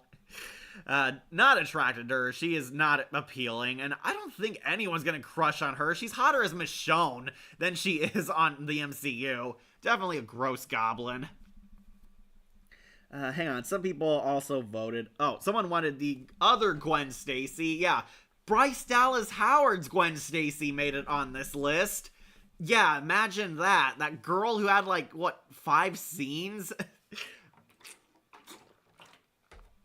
Okay, Bryce Dallas Howard, she is beautiful. She is attractive. I can understand why this Gwen Stacy was a model, because she was hot, but her character didn't do anything. So I'm gonna put her on Black Cat.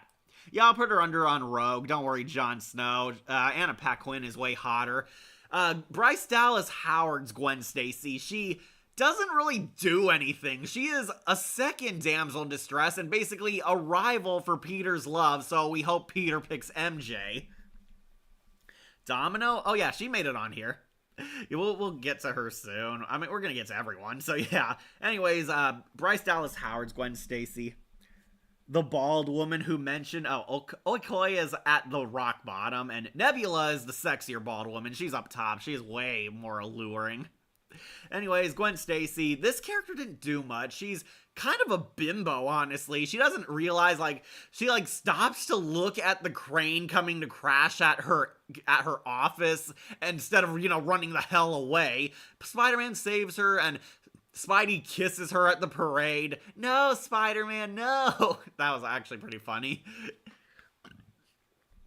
This Gwen was there. Yeah, that's the problem. She is a black cat. Bryce Dallas Howard, very pretty. She's kind of there, and unfortunately, her biggest part in the plot is she gets used by Peter to make MJ jealous. Like, symbiote Peter, aka the emo Peter, is on his bad boy rampage, and he uses Gwen Stacy to make his ex-girlfriend jealous she dumped him and is acting like a total jackass. He's a jerk, and he uses Gwen Stacy to make her jelly, and then she realizes she was used because I guess this is supposed to show you that Gwen Stacy is smart because she finally figured it out, after she broke MJ's heart, and she runs away where she's never seen again. She gets like a brief cameo in a crowd shot, and that's it. This Gwen Stacy did nothing. She is a black cat.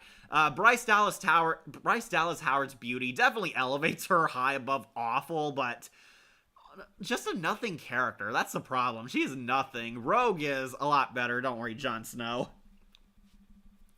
Okay, so someone wanted Domino? Alright. Somebody ordered Domino? She is! This may surprise you, she is going on Excelsior! Oh yeah, Domino, she is pretty. She is so hot and kicks ass. I really love this character. This Gwen was only to make drama and plot. You can remove her and nothing would change. Yeah, absolutely nothing. Spider-Man 3 had so many characters that could have been cut, and Gwen Stacy was definitely one of them, but if you wanted to see Bryce Dallas Howard looking hot, this is definitely one I'm okay with. Bryce Dallas Howard was in Surprise 2 and How the Grinch Stole Christmas 2000, Claire Dearing in Jurassic World. Oh, and how could you forget her hit movie, the M. Night Shyamalan Lady in the Water. Yeah, she was at least hotter in that. Anyways, Domino, Zazie Beetz, very pretty. She is so hot. I understand why Arthur Fleck simped for her. Yeah, this is Domino. She's a mercenary for hire. Her mutant power is she's lucky. And by that, I mean, like, she has a lot of plot armor and a lot of BS asspulls that save her life. Domino is great. Definitely loved her in Deadpool 2. Yeah, she was pretty much the reason why I wanted to see Deadpool 2. Domino is very hot in the comics, and lo and behold, they made her hot in the movies too. She kicks ass, she's funny, she gets snippy with Deadpool a lot. Like, who didn't love her? She was actually almost as hot as Morena Baccarin was. Really cool powers too. She's so fun-loving. She's so, like, charismatic. She has high energy. She loves to shoot. If you don't know, Domino's also a skilled markswoman. That's her primary weapon. She has super duper luck-based powers, but she's also a skilled shooter. She loves guns. I was actually introduced on her through Wolverine and the X-Men, where she honestly looked more like Mystique than Domino. Thought she was hot there, though, and of course she's pretty hot in the movie. Zazie Beetz is quite a looker. She looks pretty, she's fun, she actually dresses sensually, and she, to be fair, actually does resemble the comic character. I know she's black and Domino's traditionally white, but I was okay with it because at least she was fun. Yeah, Domino's great. She is on Excelsior for sure. She is one of the hottest Marvel women ever, in a time where Disney was going downhill post-Endgame. Zazie Beetz was also Dottie in Extinct, Diana Foxington, The Crimson Paw, and The Bad Guys. Oh, love The Bad Guys. Amber Bennett in Invincible. Oh god, she's Amber? Oh, poor Zazie. And Sophia Gelson in the Twilight Zone episode Blurry Man. Wolf still has to review that one. Yeah, Domino, pretty hot. Putting her on Excelsior. I'm looking forward to seeing if she'll join the MCU as a whole or get replaced. Okay, so we're narrowing down. Oh, I guess we should do the last Spider-Man girl. This was the landlord's daughter, Ursa, I believe was her name. I'll put her on A. Yeah, she made Peter cookies. Like, who doesn't love that? Who doesn't love a woman who's nice, supportive, gives you life advice, and gives you cookies? Yeah, Ursa, I'll put on Galactic Titan. She's pretty good. People said they liked chemistry with her more than with Peter. Didn't someone die on the set of Deadpool 2? But I don't know about that. I haven't heard anything. Someone might have, but it didn't make news like Alec Baldwin's stupid movie. I wish she played in this future Scooby-Doo as the new Velma actress. Yeah, Zazie Beetz would have been better as Velma. Definitely better than Mindy Kaling, but that's because Zazie is actually hot and actually funny. Yeah, Ursa, definitely Galactic Titan. And, oh my, Betty Brant made this list? Betty Brant, played by Elizabeth Banks in the Spider-Man trilogy. I'm gonna put her on Black Cat.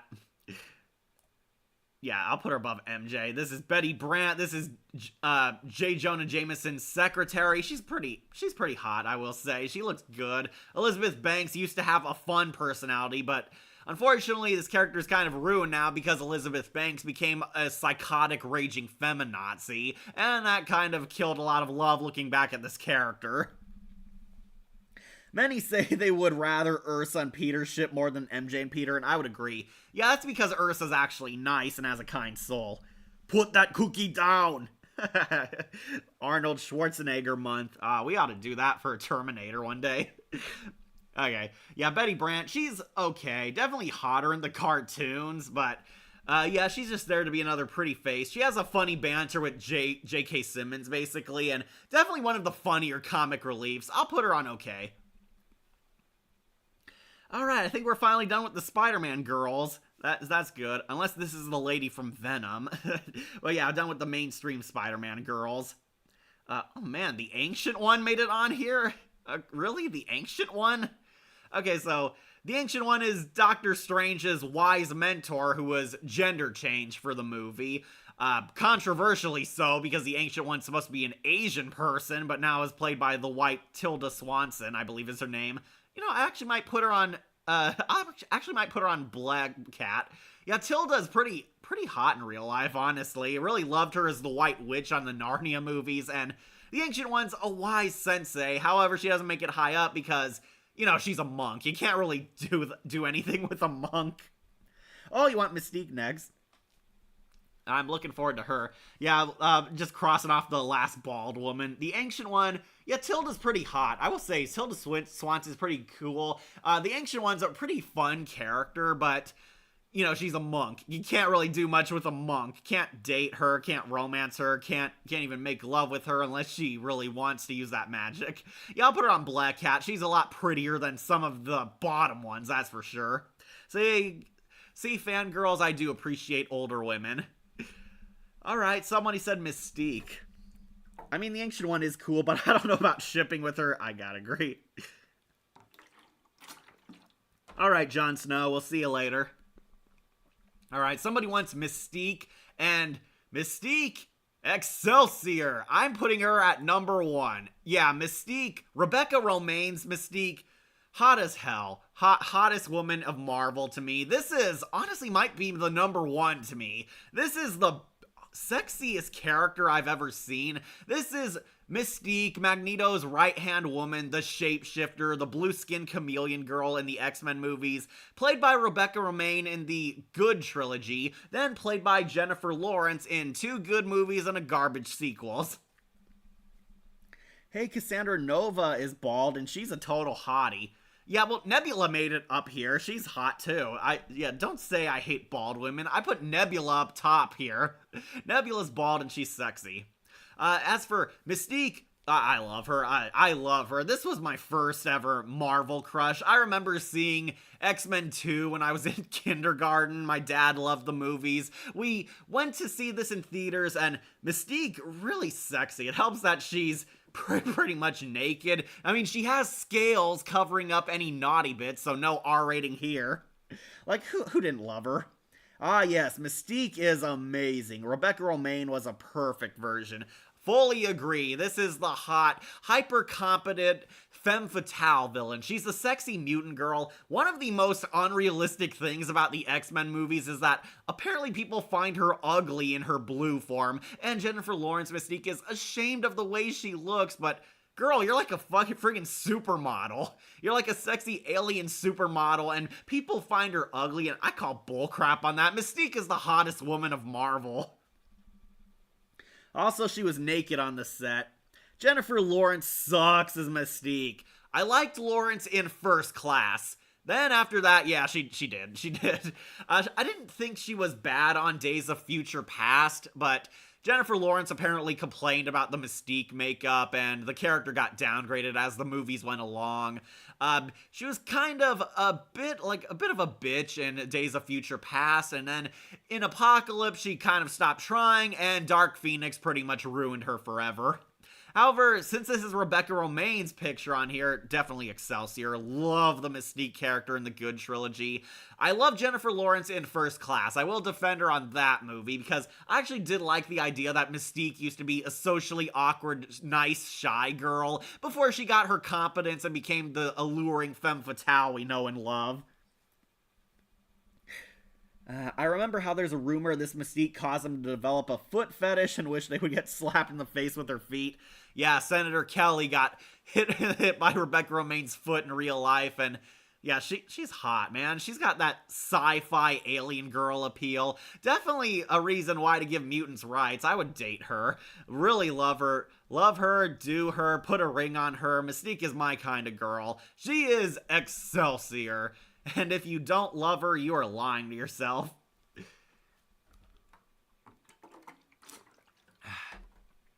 Alright, so since we're back in the X-Men universe, we should do the last few female X-Men characters. Let's do Jean Grey. This is not Black Widow. This is Jean Grey in her Phoenix form, and I'll put her on Galactic Titan.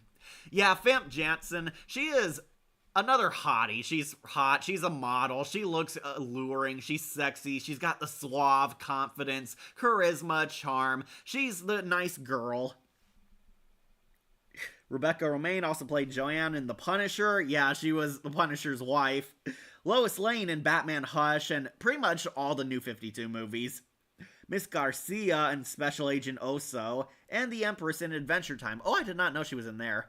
I mean, Jennifer Lawrence hated the direction Mystique went in after Days of Future Past, especially Dark Phoenix, which I definitely agree.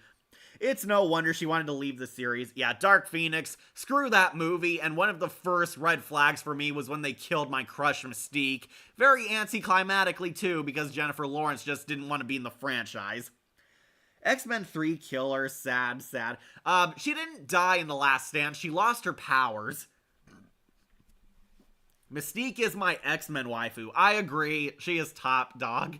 She is the sexiest live-action Marvel girl, and I still don't think Rebecca Romijn's Mystique has been outclassed, even by a lot of these later Marvel ladies. Yeah, she's top. Speaking of which, we're on Jean Grey, and Famke Janssen, really sexy, but unfortunately Jean Grey doesn't do much until movie 2 and 3.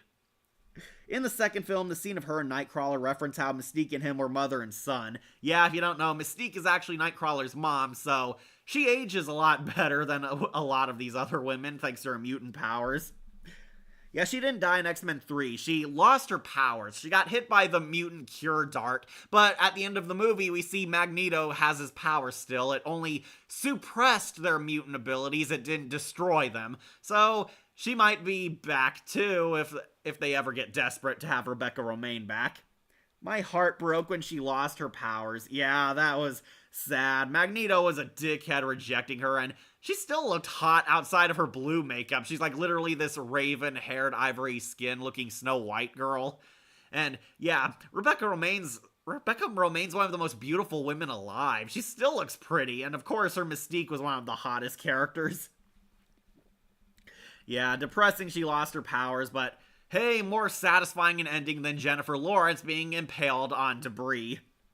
Famke Janssen also played Xenia on Top and Goldeneye, oh yeah, the Psycho Girl, and Kamala on Star Trek The Next Generation, and Maya on Puppy Love. Did not see Puppy Love.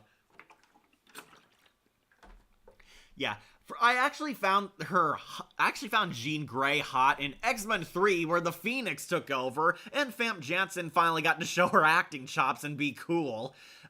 I actually love and defend X-Men 3 The Last Stand, and the Phoenix's portrayal as this psychotic, superpowered Carrie supervillain, really awesome. I know it's unfaithful to the comics, and I know they didn't do the Phoenix Saga justice twice, but this one was definitely a lot better. Yeah, that guard from Magneto's cell in X-Men 2 probably got fired, but I'm sure it was worth it. Yeah, probably. Also, wasn't he killed?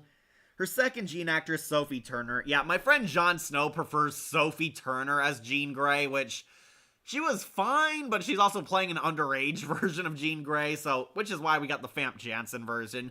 Yeah, I would say she's pretty hot, because Famke Janssen is alluring in real life, and really loved her as Phoenix. For some reason, she was also super horny with her Phoenix. She wanted to bang Scott, and then killed him, and then she wanted to bang Logan, and Logan has the cool scene where he's racing up to her, she's disintegrating everything Thanos style, and he mercy kills Jean and puts her down for good, killing the Phoenix.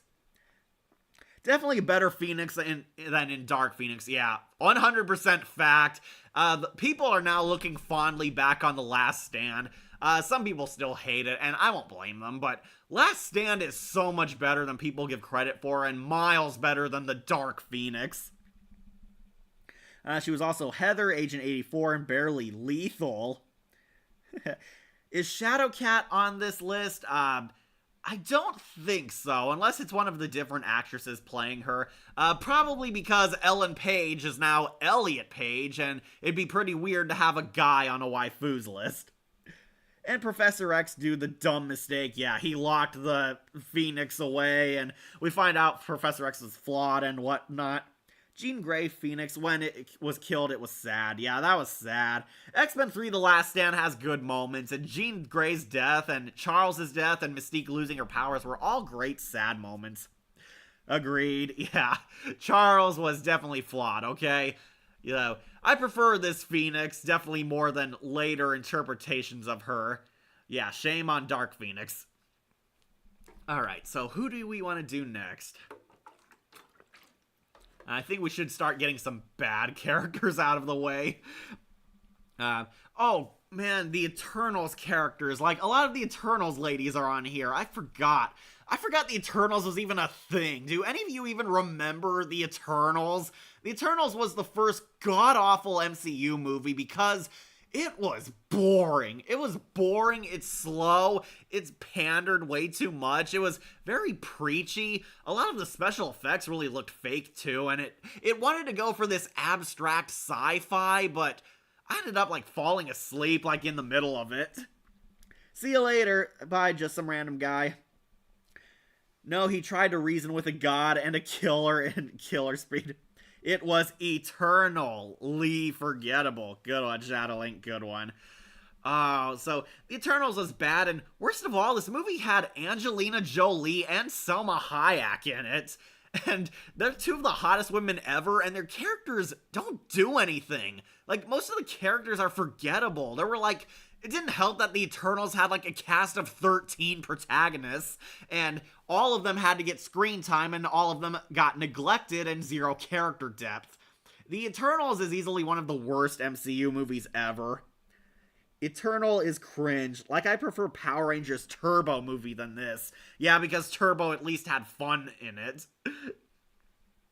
So, this is the main character from the Eternals who is going on Gross Goblin. Yeah, don't worry, Jon Snow, she's under Kat Dennings. Yeah, this girl, boring, she's boring. Then we got the deaf Flash girl, also going on Gross Goblin. This is played by the deaf girl from The Walking Dead, and she pretty much plays the Flash, but a girl and deaf. And she's boring. Like, she doesn't talk. How am I supposed to care? She's gone on Gross Goblin. She's boring. Who else? Oh, I can't tell. Is this Black Widow or another Eternal? I think it's an Eternal because she's wearing, like, a different colored suit. Angelina Jolie. Oh, it pains me to do this. Angelina Jolie's going very low because she's playing another boring Eternal. This one, I'll show mercy and put her on Soulless Stone. Yeah, Angelina Jolie's hotness definitely saves this. It definitely saves her as dateable material because who wouldn't want to do Angelina Jolie? Unfortunately, she's playing an Eternal who's also boring. The Eternals are boring. They suck. They're not interesting. And, Selma Hayek. Oh, Selma Hayek. She's so beautiful, but good God, the Eternal sucks. I'll put her on top of Soulless Stone, because the Eternals suck, but Selma Hayek and Angelina Jolie, they only make it high because of their beauty. That's really it. I feel after X-Men 3, many characters got a downgrade. Yeah, they kind of did, because X-Men basically became the Wolverine show for a time until the prequel movies. In character and actor. Sorry, Angelina Jolie. Still an awesome live-action Laura Croft, though. Yeah, Angelina Jolie. Epic Laura Croft. She should have gotten more movies in her saga. Angelina Jolie is one of the hottest women alive, and it really tells you how bad the Eternals were, that she was the star in Eternals, and she was a terrible character because she's so bland and forgettable. And unfortunately, Selma Hayek, too. Selma Hayek's so super gorgeous. She's very attractive in real life, and, like, the girl's almost 60, and she still looks hot as ever. She's, like, a total MILF. But, yeah, Eternal sucks. Their characters are going down low.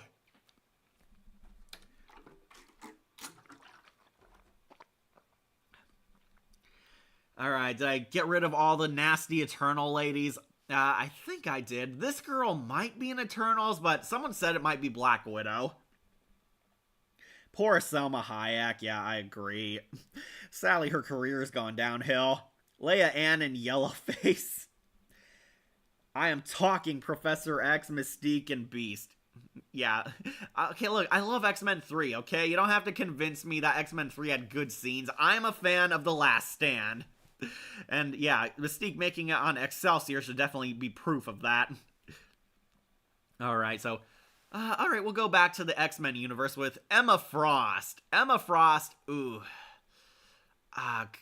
Do I want to put her on Galactic Titan or Excelsior? I'll put her on Excelsior. Yeah, Emma Frost, definitely Excelsior. Emma Frost is one of the sexiest women of Marvel because she's like the evil queen. She's the White Queen. She has telepathy. She's suave, charismatic, has this noble, like, blue blood kind of personality. And January Jones is one of the sexiest women alive, too, so appropriately she did a good job. A lot of people might be pissed because Emma Frost is not entirely faithful to her character. She's pretty much the sexy, evil right-hand woman to Sebastian Shaw in X-Men First Class.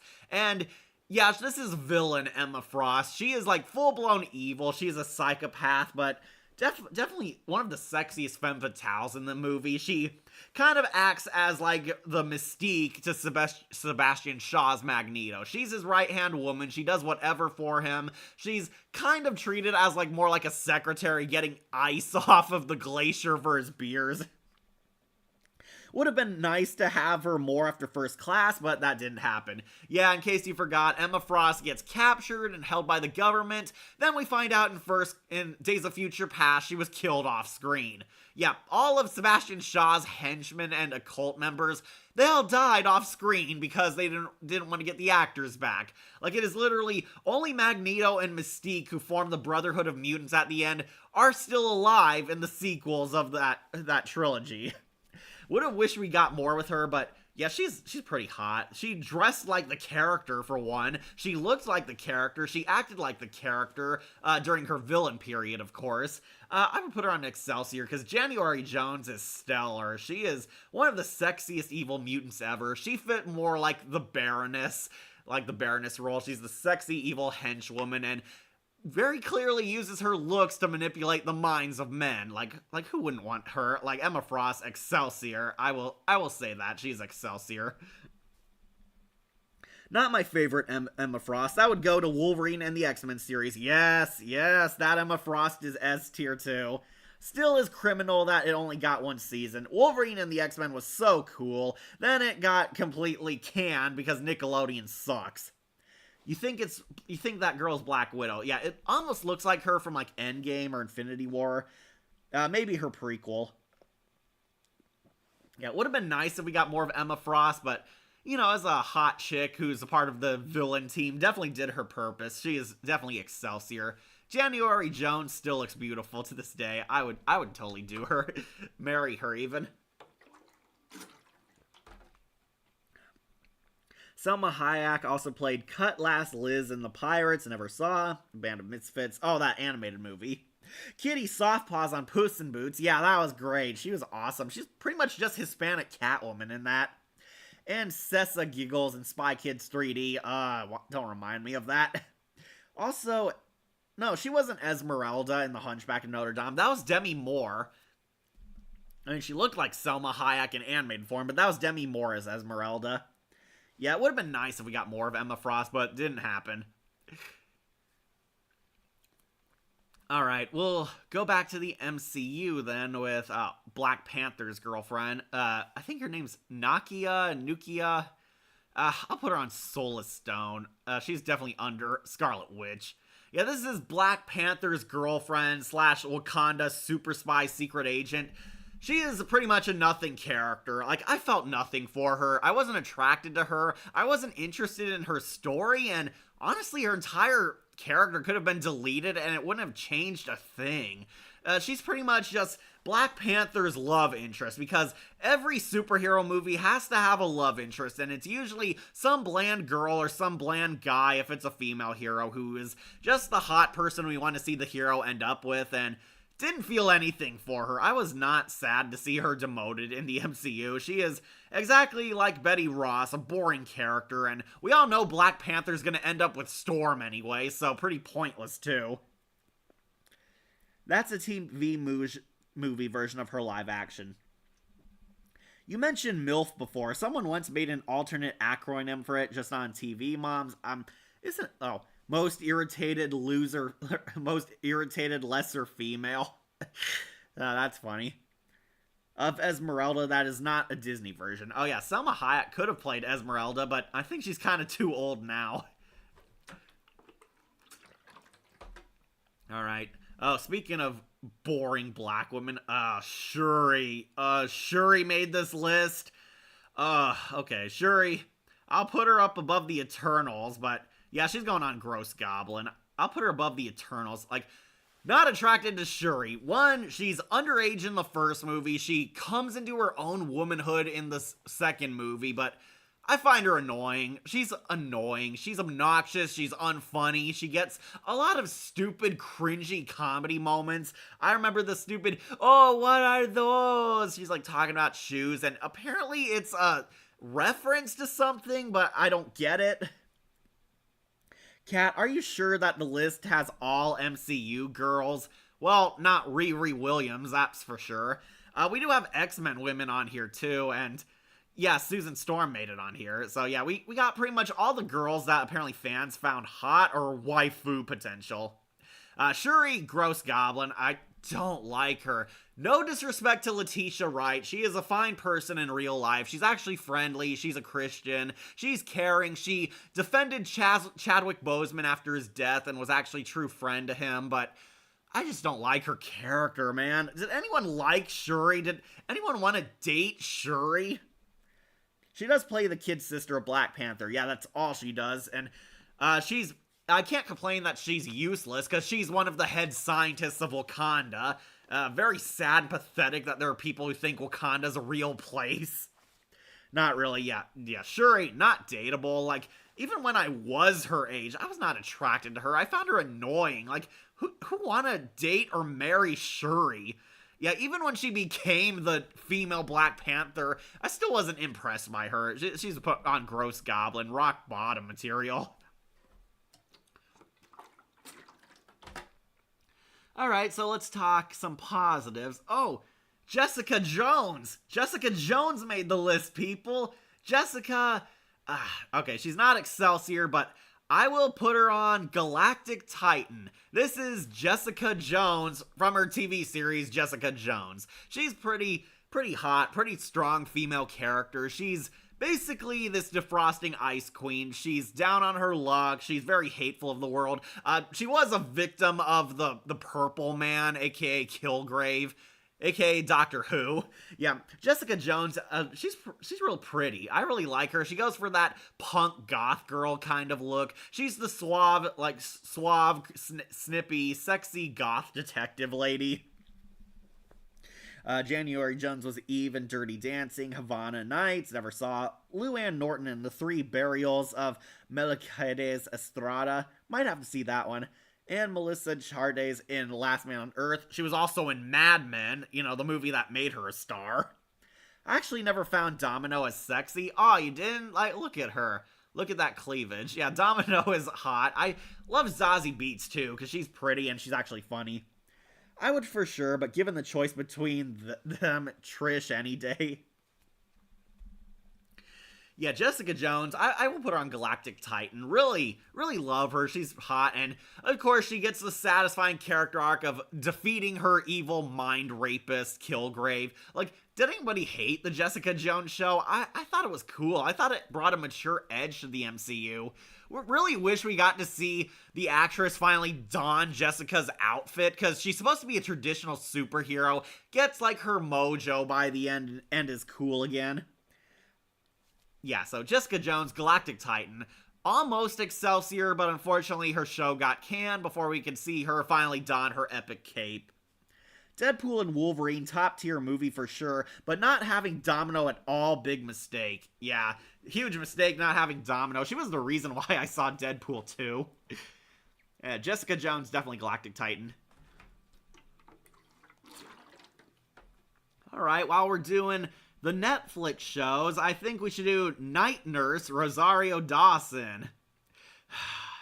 I will put her on Excelsior, only because it's Rosario Dawson. Rosario Dawson is hot as heck. She plays the Night Nurse. This is a superhero in Marvel, but a regular nurse who befriends like Daredevil and Luke Cage in the Netflix shows. Did Netflix own those shows? I think they did.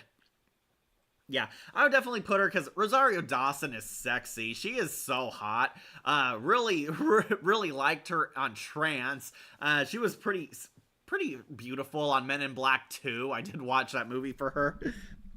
Kristen Ritter played Director Rockwell in the Sonic 3 movie. Oh, good. Glad Jessica Jones got back at Disney for laying off her show. Gina in Cleveland show. Have to listen for her. Ozzy in The Last International Playboy. Also Kelly in What Happens in Vegas. Never saw that movie. Anyway, Night Nurse I would put on Excelsior because Rosario Dawson's hot. That's really it. Rosario Dawson, one of the most beautiful women alive. She became a generation's Halle Berry, so of course I really liked her. I don't think anyone would be against marrying Rosario Dawson or Night Nurse because she's a medic for all the superheroes of the streets of the Marvel Universe. Really liked her. I wish we got to see her become the hero and don the classic outfit, but yeah, she'll go on Excelsior.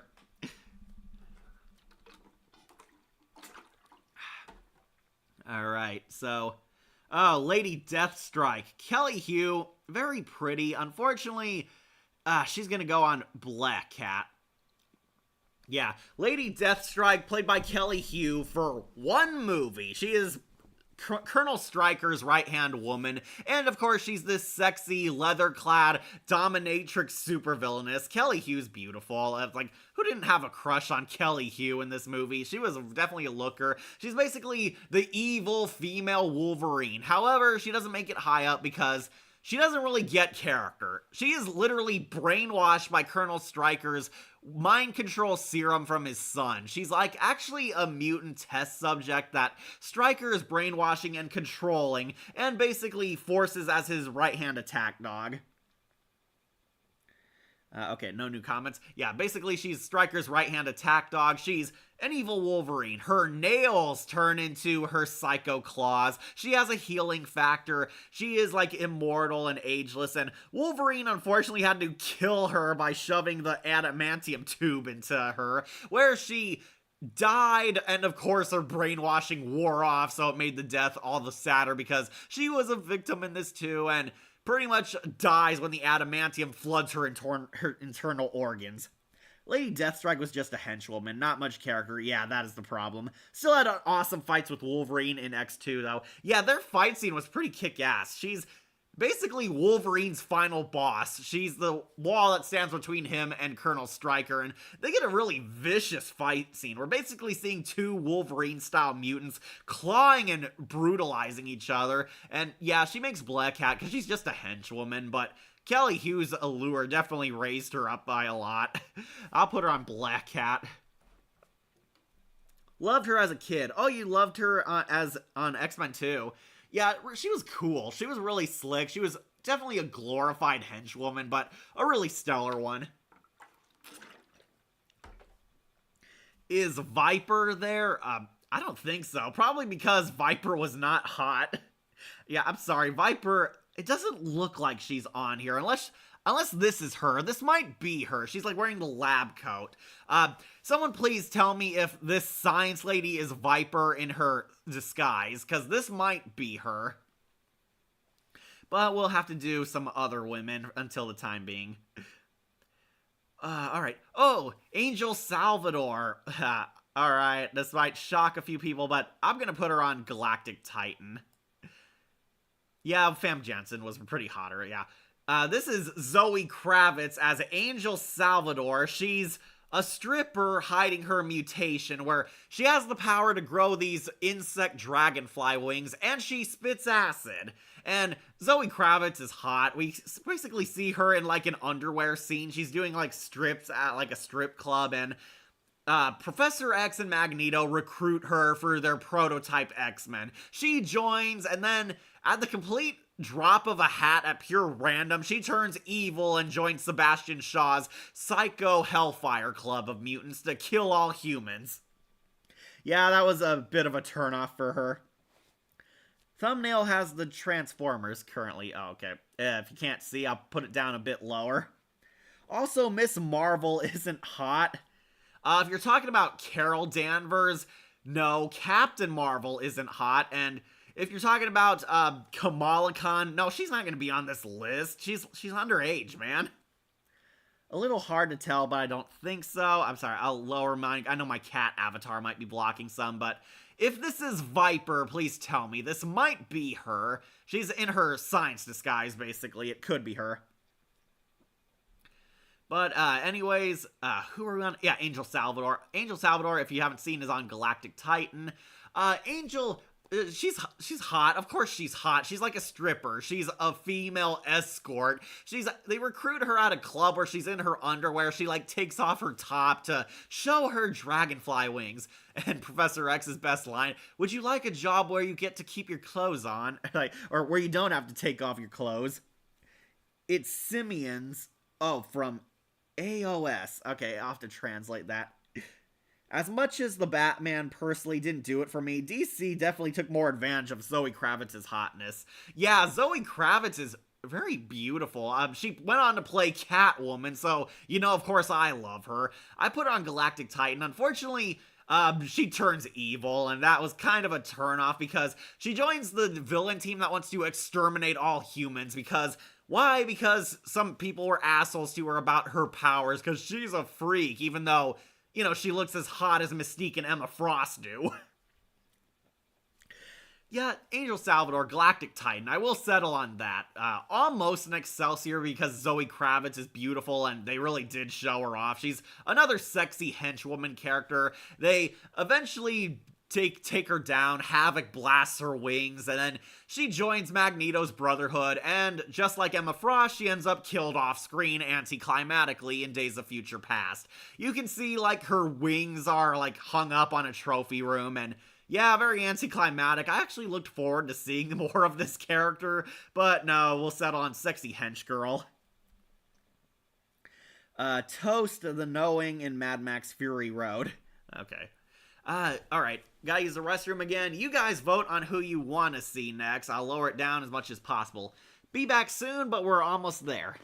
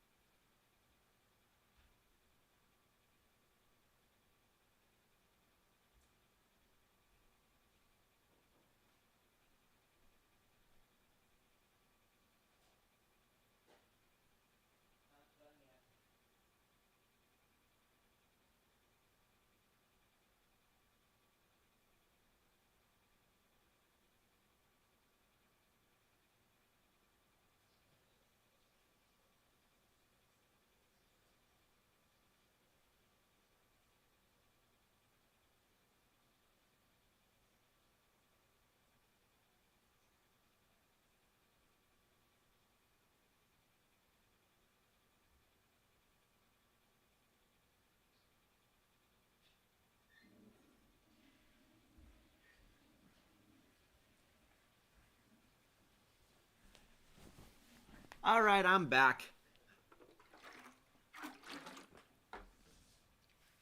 Alright, did anyone vote? Any pre-MCU women? Oh, yeah, definitely. Like, bro, Mystique made it on this list. She's up here. Jessica Alba, Susan Storm made it on here. Domino's on here. Storm is on here.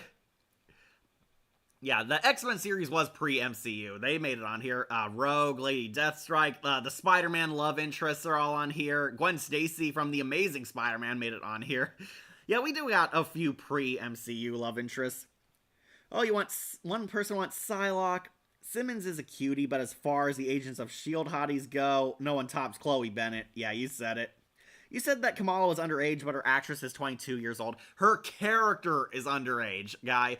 Like, I know that all the actors are not the same age as their characters, but Kamala Khan is like a minor. She's an older woman playing a teenage girl. That's why she's not on this list. Yeah, I know Iman is pretty in real life, but her character is not out of her younger years, okay? Let's not have her, because I am counting them as characters as the love interests. The Blade movies, Elektra and Daredevil, I think this might be Elektra. This almost looks like Jennifer Garner right here. It's not a very good shot because I didn't get her in the outfit. That's kind of my complaint why I don't have some of these women up first, because I can't recognize a lot of them. If you can help your friend Kat identify some of these women, please tell me, because I can't tell who some of them are. I do know we're like on some civilian love interests. Yeah, Elektra didn't... This might be Elektra, but I might be wrong. Okay, somebody said Psylocke. Alright, Psylocke, Olivia Munn Psylocke, not whatever the heck that punk girl was in X-Men 3. The real Psylocke. Alright, this might surprise a lot, but she's going on Excelsior.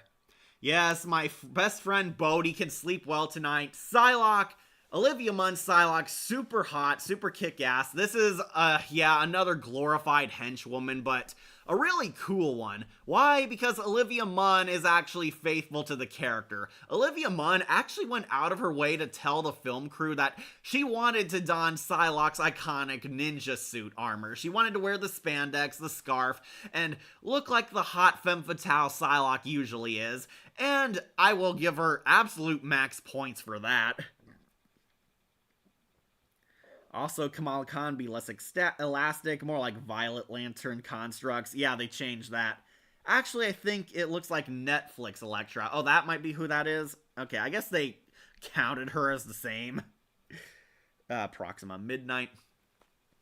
Yeah, anyway, Psylocke S rank. She is Excelsior. Psylocke, hot in the comics, hot in the video games, hot in the cartoons, and thanks to Olivia Munn, hot in real life. Psylocke is definitely waifu material. She's always has been, and I think they got the character's look and powers right. Yeah, her character is kind of weak, which is why she's not up top, because Psylocke was not done justice in this movie. They were setting her up. Like, she joins Apocalypse's Four Horsemen. She helps Apocalypse try and stop the X-Men. She kicks butt. She wields her cool Mind Blade and Katana Blade sword. She has a lot of great action scenes. She actually survives the events of the movies and slinks off into the shadows, and it's implied Psylocke was going to get another movie, get her own spin-off. Olivia Munn was apparently in talks to get more movie roles as Psylocke, but never happened, and probably not gonna happen now, because the MCU took over the X-Men verse. They finally got the rights to the missing Marvel characters. I will say, she's definitely hot. I would totally date her, totally marry her. I know she joins an apocalyptic psychopath in his plans to destroy the world, but we've all got our flaws. Yeah, don't worry, Bodhi. Psylocke, Excelsior, and thanks in part to Olivia Munn having a lot of energy and really wanting to do the character justice. So this is definitely a good girl you'd want to date. Olivia Munn also played Chess Roberts in Iron Man 2, Coco in the Lego Ninjago movie, Thomas Edison's in America. Well, that's weird. The motion picture, Akiko Yokohama and Lady Bullseye in Hit Monkey. Never saw that. Zhu Xiling from Shang-Chi and the Ten Rings, one of the sexiest of the Marvel babes. And I am a fan of martial arts. Oh, that's who this is. Zhu Xiaoling, she made it on here. Well, technically, she wouldn't be the first MCU character to look the same in other universes, but who knows what their plans are. Okay, this is Zhu Xiaoling. Okay, I was worried she didn't make the list for a second. Alright. Sorry, got a lot of civilian women now, it looks like. We do got some superheroes left. Let's get Sharon Carter out of the way. Sharon, I'm putting on Black Cat. She's definitely above the ancient one, that's for sure. Sharon Carter is Peggy Carter's descendant and the new S.H.I.E.L.D. agent, and she makes it on Black Cat because she doesn't really do anything. She's not really that important. She's kind of just there. Like, that is the problem. Sharon Carter was supposed to be Captain America's new love interest. Then she disappeared on the sidelines because even the filmmakers knew Haley Atwell was super hot and couldn't be outdone by Sharon Carter. Yeah, she's okay as a character, but unfortunately also kind of okay as a love interest. I didn't think she was super pretty, didn't think she was super waifu material. I don't think she's ugly, though, either. She's definitely in the middle. Black Cat. I forgot she was a character, to be honest. Yeah, you and me both. Sharon Carter was supposed to be important, but she got demoted to extra and was kind of just there on the sidelines. Stupid power broker twist knocked her down. I hope MCU gives Kamala Khan the elastic powers like from the comics. I don't, because honestly, stretching powers do not look good in live action. I mean, even in the Fantastic Four, Reed Richards' weird stretching abilities look super fake, and who the hell wants to see a little girl use her giant fist attacks? The fists look ugly. They look ugly in the comics, and they will not translate well in CGI.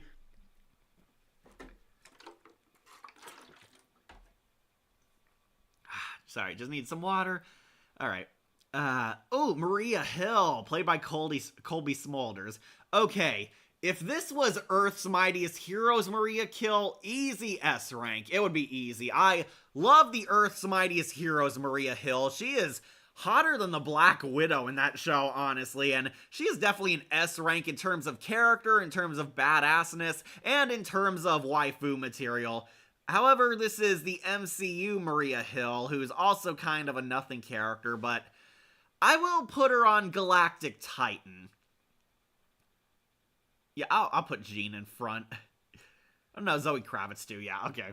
Yeah, Maria Hill, she is pretty much Nick Fury's glorified henchwoman. She's there, she's cool, she kicks ass. I would definitely want to date a girl who would save me from a Mysterio probe.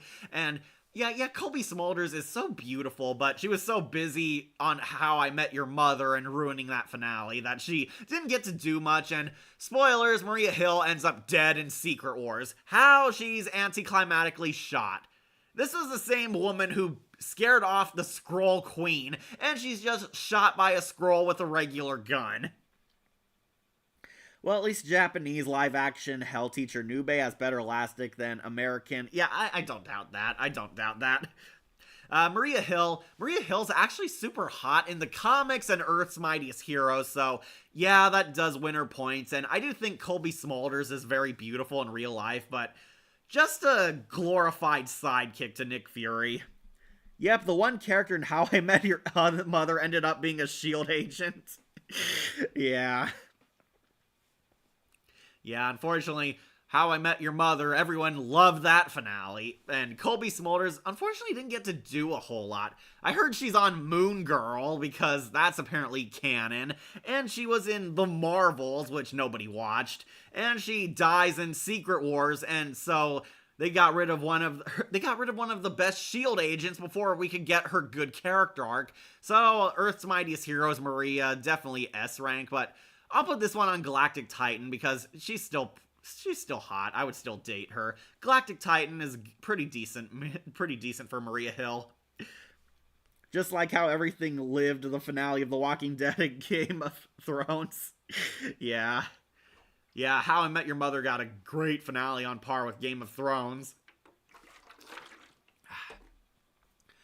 Alright, so, this is what's Mariko? Mariko from the Wolverine movie. If you don't remember, there was like a spin-off movie where Logan goes to Japan to like find himself and clear his mind. He's like getting over the death of Jean Grey and the events that happened in The Last Stand, and this is Mariko, his Japanese love interest. She's the granddaughter of some famous Japanese business mogul who Wolverine knew from World War II, and they slowly but surely fall in love. I will actually put Mariko on Galactic Titan. Yeah, definitely above Maria Hill. Yeah, I'll put Mariko on Galactic Titan because, yeah, she's pretty hot. She's pretty much like an emotional girl. She's damaged. She has her issues, but she puts on a tough girl front, basically. She has an abusive dad. Logan kind of saves her from that life and helps her rebuild, like, the love and fun life she lost. She gets, like, her mojo back. She and Wolverine both kind of get back in the saddle. Wolverine helps clear his mind. Mariko helps clear her own mind and deal with her family drama. Like, spoilers, her dad's abusive, but then he gets betrayed by Grandpa, who's actually alive, and the Silver Samurai. And by Silver Samurai, I mean the rejected Transformer. Colby Smulders played Wonder Woman in the Lego movie. Oh, awesome upgrade for her. Shannon Bell / Eve Andrews on Smallville. Oh, really? And Stella Chimeric in The Boss Baby, Back in the Crib. Oh, never seen that. Cutie, but the other girl in that movie is hotter. Yeah, definitely, like, Maria Hill's cute, but yeah, Black Widow's hotter. Unless you mean Mariko, there's the other, her foster sister. Yeah, Mariko I would put on Galactic Titan. She is hot. I would date her. She's very beautiful. I understand why Logan wanted to date her. So we should do her friend, the... Oh, God, what was her name? She got replaced by, like, Akiko or something. Yeah, this is the tomboy mutant girl. She unfortunately got recasted in the Deadpool movies. I will also put her on Galactic Titan. This is, basically her foster sister. She's a mutant who was adopted by the family. Very mistreated, too, apparently, because of her freaky superpowers. But she and Logan form, like, a tight bond, and she's more of Logan's sidekick than, ironically, his love interest is. I think any fans know Agatha deserves to be low. Yeah. But anyways, the Japanese sisters, definitely Galactic Titan. I mean, who doesn't want to date pretty Japanese ladies? Agatha, yes, Agatha made this list. And, yeah, she's going on Gross Goblin, that's for sure. I'll put her above the sister Shuri. So, Agatha all along, like, does anyone find Agatha hot? Like, does anyone want to do it with the middle-aged witch who gets nude in front of underage minors? Like, a lot of people tell me they love Agatha. They think she's beautiful, think she's sassy and funny, and I found her annoying on WandaVision. I never laughed once. I know everyone loves, it was Agatha all along. That's because that's the meme. That was the funny joke, and really doesn't have anything to do with her actress doing anything funny. Yeah, I definitely like those characters in Wolverine, mainly because they have good characters. Yeah, definitely good arcs. They shockingly got more development than some of the big-name mutants like Lady Deathstrike and Rogue. Yeah, the Japanese lady's Galactic Titan. As for Agatha, Gross Goblin. Her actress also got a nude scene in her show, which my friends really love because, of course, nudity in the MCU is always a good thing. Except here, where she flashes a teenage girl, and pretty uncomfortable, kind of. It's, like, not really funny, and Agatha all along, her show sucks. It sucks, okay? I'm trying to make it sound nice. It sucks. It's really bad, and Agatha's a gross goblin. She is not doable. We will wait for Galacta, the daughter of Galactus. Yeah, she was pretty. I remember her on Marvel Rivals, but unfortunately the MCU has not had Galactus, and we saw how well he was handled on the Fantastic Four movies. Her show did suck. Jon Snow, you made it back. Sorry, Agatha's on the bottom, and her show did not help her win points. I'm sorry. Okay. Oh, how could I forget? Sexy Aunt May. This is the MCU Peter Parker's new Aunt May, who was made younger and hotter. She's like a total MILF, or an ant I'd like to plow, yeah. Marissa Tomei, very pretty. We'll put her on Galactic Titan. No, I'll put her under Zoe Kravitz. I really love Zoe Kravitz. Alright, so hot Aunt May, Galactic Titan, like, literally everyone loved her. Tony Stark loved her. Ned Leeds crushed on her. Green Goblin Norman Osborn apparently had flirted with her. And we all know Happy Hogan had a romance with her. The rumor is that the Galactus will be in the new movie. The girl Galactus? Okay. What? No Big Bertha? Lol. Yeah, she didn't make it on here. Yeah, Aunt May, the hot Aunt May, definitely Galactic Titan. I see the appeal to this one. She is definitely pretty alluring. She and Happy Hogan had a goofy romance. It unfortunately ended in tragedy because Aunt May dies. She's given Uncle Ben's death. She's the supportive family for Peter Parker who dies and tells him, with great power comes great responsibility. And tragically, she's the hot piece of ass that died in the MCU. The MCU Aunt May was so hot that even Tony Stark wanted to flirt with her. Yeah, everyone wanted to do her. Marissa Tomei is very pretty. I know she's not the old lady Aunt May, but I was fine because the MCU didn't want to copy the last two Spider-Man sagas. So, of course, they made some great decisions to do something different with Spider-Man. No Big Bertha. Oh, I'm not sure on the specifics, but some form of Galactus is supposed to be in it. Yeah, Galactus is going to be in the MCU Fantastic Four, and unfortunately, so is the female Silver Surfer, because why would we want to see the good version of the male one finally given his dues? Yeah, hot Aunt May, Galactic Titan, she's pretty alluring. Okay, finally dwindling here. Oh, wow. The evil children of Thanos, the girl assassin made it on here. It's like, really? She didn't have much character. She's just a hench girl who's a boss fight for Black Widow. Okay, she is pretty, so I'll put her on Solar Stone. Yeah, under Wanda, don't worry, Elizabeth Olsen fans. This is, one of the children of Thanos. She's this sexy alien assassin girl, but she's no Gamora, or not even Nebula. This is, pretty much an evil counterpart for Black Widow to fight. She got no character, which is why she's down low, but she's not a gross goblin because she's at least pretty looking. She looks like a Warcraft character. I'll put her on Solar Stone. We had to put Elektra. I actually may dislike the young Aunt May. The Aunt May I remember was the sweet elderly woman who wished she was your aunt and wished to help her with her money problems. Yeah, the old lady Aunt May is classic, but I understand they had to do new things with the character because, well, they didn't want to rehash Mark Webb and Sam Raimi's movies. It's like, we already saw Uncle Ben die twice. Did we really want to do it a third time where Peter's elderly aunt and uncle are struggling and can't take care of him and one of them dies? Search for Elektra. Okay, I'll find her. Alright, I'll look for Elektra. Jennifer Garner, that's the one I want. Oh god, that movie came out in 2005? That's like 20 years ago. Okay, here she is. Someone really wants Elektra on this list, so we'll get her. My computer will ever load. Okay, there she is. Alright, we'll get her for you, because I love my fans, unlike modern Disney. Alright, just gotta load her up here. She kind of reminds me of the aunt, ironically. Alright, Elektra made it on here. There you go. You got your wish, James, because I love you. Same thing goes for Bruce Wayne's parents. Yeah, Bruce Wayne's parents were changed. Marissa Tomei played Cassidy in The Wrestler, Brie Blackburn in The Wild Thornberrys. Gotta watch that again then. And Health Club.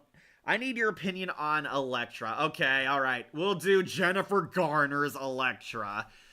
Alright, Elektra sucks. She's a bad character. She is a piss-poor representation of the character. It's like, I kind of didn't want to talk about her because The Elektra's a great character in Marvel, not so much in the films. She has never had a good adaptation, and Jennifer Garner's character really sucks, but everyone loves how hot she is. Elektra is a hot Catwoman-ish assassin to Daredevil. She's an assassin who, in the movies, became unskilled ninja to basically avenge the death of her father. Bullseye actually killed her dad, but she thinks it was Daredevil, and they have this rivalry. They fight, and she gets, like, punk killed by Bullseye. It is so hilariously bad.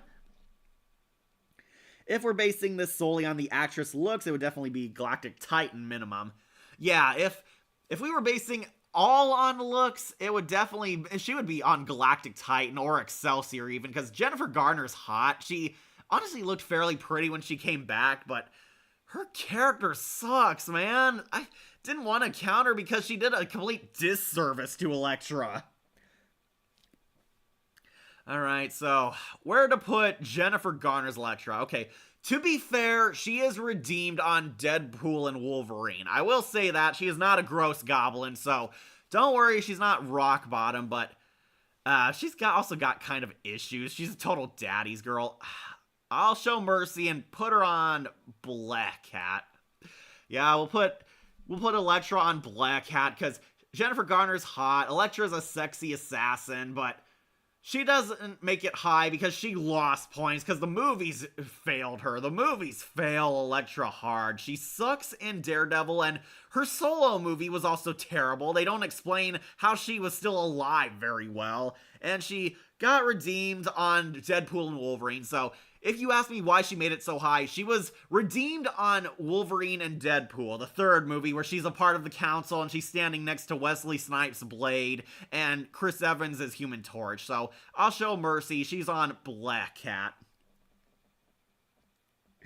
Wait, that love interest in the Ghost Rider movies is here too? Yep, she's here. Yeah, I laugh at the BTS on Deadpool Wolverine saying, "Thank God we didn't do the midriff because I have 3 kids." Like, yeah, right. Yep, Roxanne, put on the red light. Yep, Roxanne, played by Eva Mendes from the Ghost Rider movies, made the list. Because Eva Mendes is hot as hell. She's hot, man. So, we'll actually put her up on Excelsior, because Eva Mendes' looks definitely elevated her.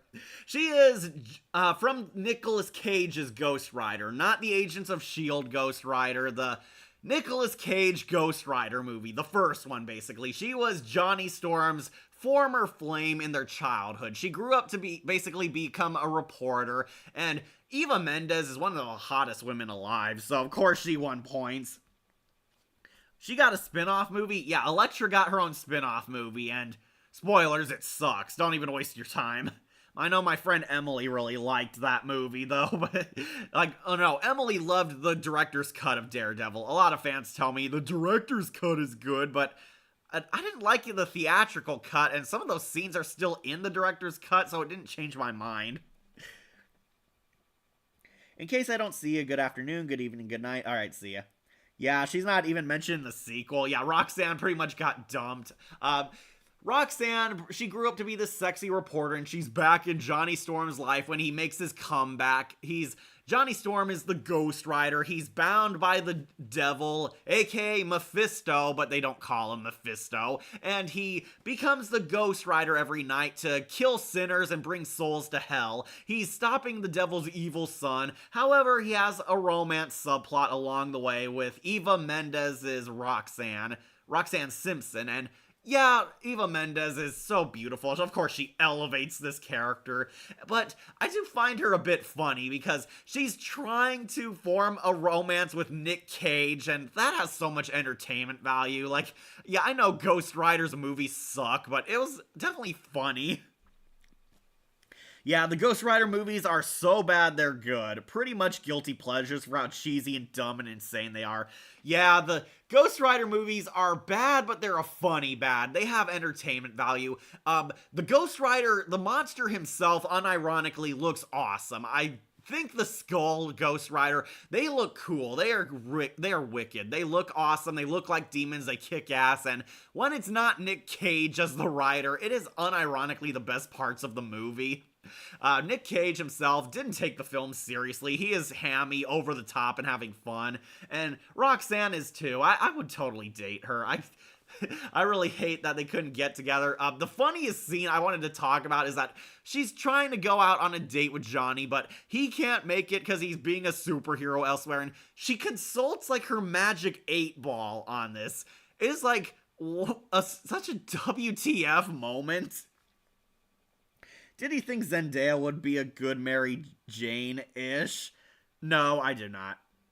Oh, right, she wasn't in the sequel. No, she was not. Roxanne gets dumped in the Spirit of Vengeance, but honestly, I think Eva Mendes dodged a bullet there, because Spirit of Vengeance was even worse than the first one.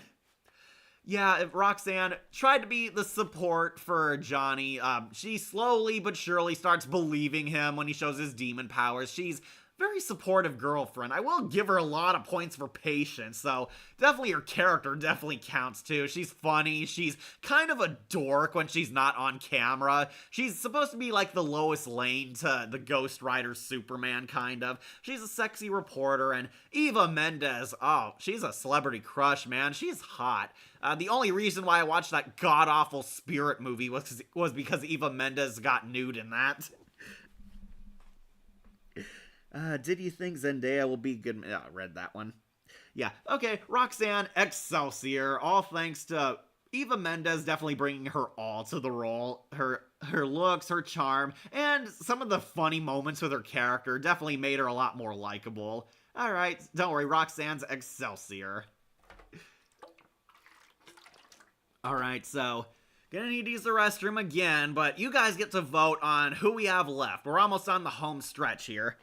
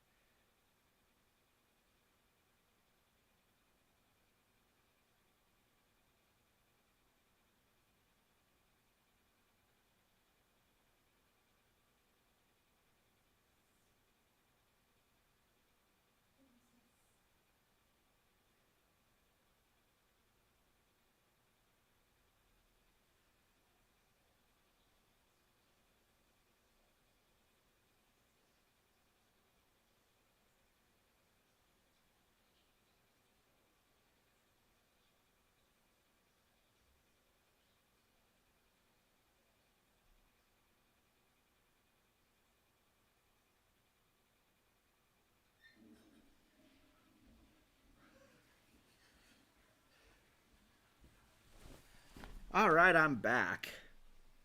Zendaya will... Okay, you read that. Kat, if you can choose any actress for any Marvel character, who would you choose? Alright. Sydney Sweeney as Black Cat. That is perfect casting right there. Sydney Sweeney is one of the hottest celebrities alive, and Black Cat is one of the hottest Marvel babes ever, so that is a match made in heaven. Sydney Sweeney as Black Cat. Make that happen. Trying to remember the characters, yeah, me too, man. I having some trouble remembering some of these faces, so feel free to help in the comments. I guess we'll go with Wasp, since she's the only one I recognize. Alright, so if this was Earth's Mightiest Heroes Wasp, easy S tier, easy Excelsior. Wasp in Earth's Mightiest Heroes is one of my favorite cartoon crushes from Kittenhood. I love that Wasp so much. Unfortunately, I cannot say the same for the MCU version of Wasp. Evangelion Lily plays Hope Van Dyne. She's Janet and Hank Pym's daughter. She's the new Wasp, and she's Scott Lang's love interest. And let's be real, the Ant-Man movies were basically just Paul Rudd comedies changed into a superhero story. And basically, Wasp is the defrosting ice queen. She's the serious girl that's is cold, is icy, is rude to Paul Rudd, and of course is going to slowly melt and fall in love with him. And she becomes the girl who goes from hating Paul Rudd to wanting to screw with him. Oh, you want Zhu from Shang-Chi. Okay, we'll have to do her next. So, Wasp, who I'm currently talking about. Going on Black Cat. I will put her above Rogue. I know, I'm sorry, Jon Snow, but my Wasp love is definitely biased here. Alright, so Evangelion Lily is actually very beautiful in real life. But strangely, she's not that hot in the Ant-Man movies. I know I'm probably gonna get some flack for that, but Wasp is so beautiful in the comics and hot as hell in the cartoons. Like, love her on Earth's Mightiest Heroes. But this Wasp, Hope Van Dyne, is not my favorite take on the character. She's so cold, she's dead serious, and honestly, I don't want to date her. I'd rather date Janet Van Dyne. Yeah, I assume she's not on the list for the same reason as Kamala, question the character's age. Well, I wouldn't go out of my way for her Zendaya, yeah, because Mary Jane's a minor, okay? I'm not having, like, teenage girls on this list. No need to apologize. Oh, thanks, Jon Snow. Yeah, I know, like, sorry my Wasp bias. I love Wasp more than Rogue, but don't worry, Evangelion Lily just only wins by an inch. This Wasp, not super hot. I wish they would have given us the Earth's Mightiest Heroes Wasp, because that Wasp was fun. She was charming, she's charismatic, she was a kid at heart, like, despite being a grown-ass woman, she was a kid. She was a fashionista, she was a tomboy, she loved having fun, and this Wasp is the exact opposite of all those things. She is the stick in the mud. She's the downer bitch. She's always sad in these movies, and she's always complaining about something. She hates Scott Lang because she wanted to have the ant armor. Then she has this will they won't they relationship in Ant-Man and the Wasp, and then Quantumania came along, and that movie sucked at every character. Her haircut in the third movie didn't help. Yeah, I agree. She looks like a man in Quantumania, okay? I'm just gonna say it. Wasp looks like a guy in Ant-Man and the Quantumania. It was hard to tell her and Scott apart in some shots. Well, I'm here. What hotness did I miss? We got our S ranks up here. Got Mystique, Night Nurse, Gamora, Peggy Carter, Nebula, Sue Storm from Fantastic Four, Storm, Domino, Psylocke, Roxanne Simpson, yes, she made it on, and Emma Frost, all Excelsior. Galactic Titan, we have Hela, Ursa, Peter's neighbor, Black Widow, Jessica Jones, Jean Grey, Zoe Kravitz is Angel Salvador, the hot Aunt May, the two pretty Japanese girls from the Wolverine, Maria Hill, Lady Sif, and Emma Stone, Gwen Stacy, all Galactic Titan hot. Black Widow, we just added Wasp to it. Evangelion Lily's Wasp, who is a plain Jane. Rogue, Lady Deathstrike, Bryce Dallas is Gwen Stacy, Pepper Potts, Mantis, Betty Brant, Mary Jane, Sharon Carter, who I forgot existed, the Ancient One, and we did add Elektra to this list. Jennifer Garner's on the Black Cat. And Solar Stone, we have Selma Hayek, whoever the hell she played. Both Betty Rosses are on here. Angelina Jolie, whoever she played. Wanda, this hot hench girl of Thanos. Black Panther's girlfriend. Dr. Jane and Ghost, all Soulless Stones. They are mediocre. And the gross goblin, we of course have She-Hulk, we have Aquafina, we have Darcy, we have Girl Loki, Agatha, Shuri, and the Eternals ladies, who I can't remember, the fake Black Widow, we like to call her, Valkyrie, Okoye, and Brie Larson. Yeah, they're all on gross goblin. Deadpool's girlfriend. Is this, someone help me, is this Deadpool's girlfriend? I think this is Morena Baccarin, but I'm not quite sure. Some of these images, it's really hard to tell. Is Cassie Lang in there? No, she's not in here. Cassie is not in here. We don't have the Young Avengers because they're minors, okay, guys? Wade's girlfriend in Smallville. Okay, Eva. Well, I'm here. Okay, read that. You want Deadpool's girlfriend. Okay, so please help me identify this because I'm having trouble finding her. I think this might be her or this might be her. I'm not recognizing some of the finalists we're coming up on. I think we'll go with Zhu since somebody really wanted her. This is the hot girl from Shang-Chi, and, you know, I will put her on Galactic Titan. She is definitely hotter than Zoe Kravitz. Yeah, we'll put Zhu up here. Don't worry, Shang-Chi fans. Zhu made it where she belongs on Galactic Titan. She is pretty. She is a kick-ass, sexy martial artist character, like everyone in Shang-Chi, except for Awkwafina, because Awkwafina sucks. Yeah, okay, don't worry. Zhu's on Galactic Titan. Wade Wilson's Deadpool girlfriend. Okay.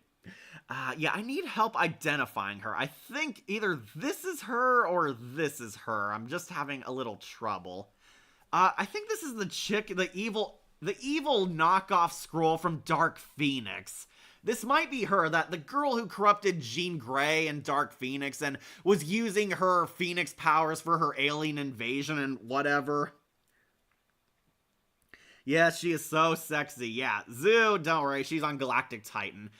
Doesn't quite make Excelsior status for me because I honestly didn't love the Shang-Chi movie, and Simu Liu's personality definitely turned me off from rewatches.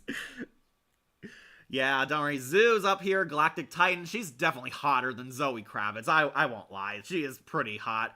Like, who doesn't love a sexy martial artist ninja girl? You're talking to a cat who loves Mortal Kombat, so of course she makes it up high. Second pick is... Oh, that's Quake! Okay. That's Quake. Hang on, I just need my charger right now. I'm trying to keep my phone alive.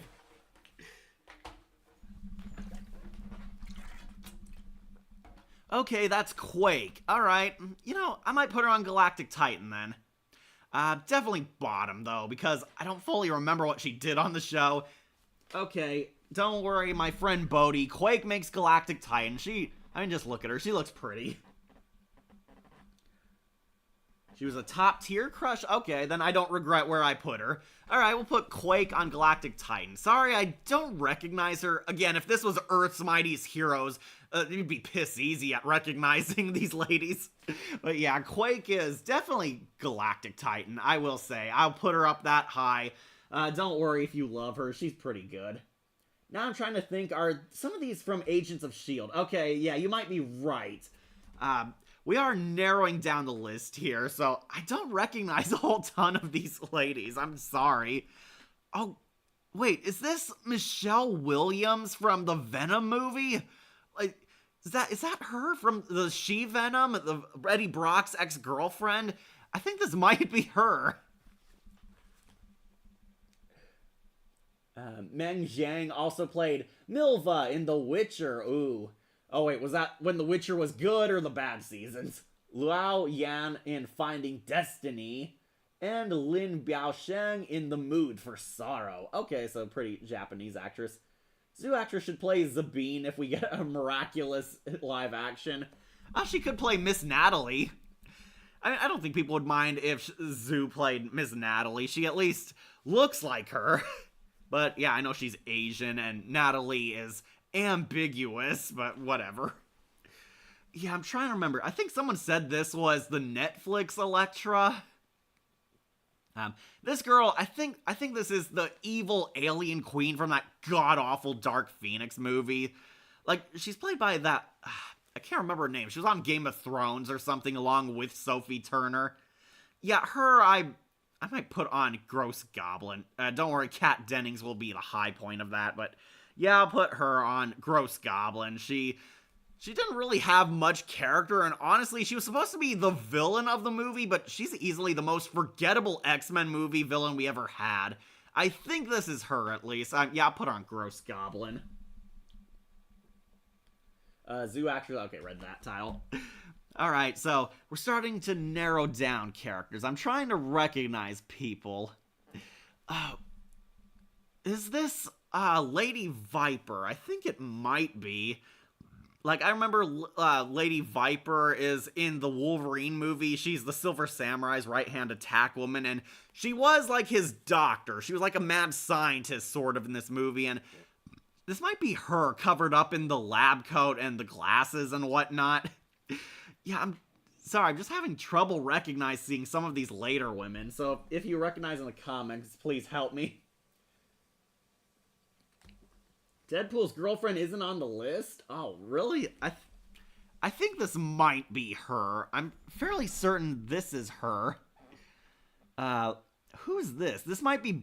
I thought this... Oh, no, this isn't Black Widow. This is the red-haired girl from the Eternals. The Freckled Jesus character that everyone made fun of. Yeah, an Eternal... Yeah, she's going on the boring slot. Definitely boring. Yeah, sorry, not trying to pad out these. I just can't recognize some of these. These are pretty much like either from the TV shows or some of the more obscure movies.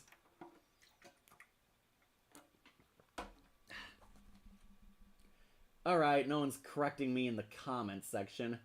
I compared the remaining photos to Morena Baccarin's appearance. Alright, I might do that. Alright. I think this might be Morena Baccarin from the Deadpool movies. We'll just call her Vanessa, and yeah, I'll put her up top. Like, Morena Baccarin's hot as hell in real life. Yeah, no, I'm putting Eva Mendes up before her, yeah. Okay, we'll count this as Vanessa from the Deadpool movies, because she almost looks like her. This looks like Morena Baccarin. Yeah, that's who she is. That's who she is to us. We'll count her as Vanessa from the Deadpool movies, and of course she's Excelsior, because... One, Morena Baccarin's hot, and Deadpool's girlfriend was just as hyper and excited as he is. Like, she was one of the quirkiest love interests, but a really good one. I could see why Wade did everything in his power to save her. Like, even time traveled after she died to bring her back, and we saw this had consequences and whatnot. Wait, that's Kitty from X-Men 3? It doesn't look like her. She looks kind of brown. Alright, if this is Shadowcat, like, someone said this is, like, I thought this was Vanessa. Alright, well, if this is Shadowcat, I'll put her on Black Cat, because Ellen Page used to be pretty, but now she's not so much anymore. Like, she became a guy, okay? Like, yeah, Shadowcat's not as hot. I'll put her on Black Cat. Trying to recognize some of these. I think this is... the love interest from the Venom movie. You know, Eddie Brock's ex-girlfriend, she basically became She-Venom at one point, but like for 5 seconds, and She-Venom was way hotter than her. I don't think she's ugly. I'll put her on Black Cat, too. Yeah, a lot of these might be going on Black Cat. People remember the sex montage in Deadpool. Oh, who didn't? Me, I remember the opening credits, like starring the hot chick and some egomaniac. Those were funny. The Deadpool movies are all great, okay? Yes, I even love Deadpool 2. That one was awesome. Okay, so someone told me this is Elektra from the Netflix series, or it might be. I thought it was Vanessa. Like, this one almost looks like Morena Baccarin, so...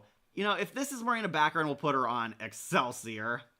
Yeah, definitely behind Eva Mendes. Alright, we'll count her as Vanessa. This is Vanessa, as I said, loved her, yada yada. She's a great girlfriend. Who wouldn't want her? Yeah, you can see why Deadpool literally fought to the pain to actually get to her. Yeah, I'm not gonna be an asshole and rag on her being Guy now, but yeah, she was cute. Yeah, I know. Like, yeah, she made her life choice. Ellen Page is now Elliot Page. She's trans. She came out as a guy.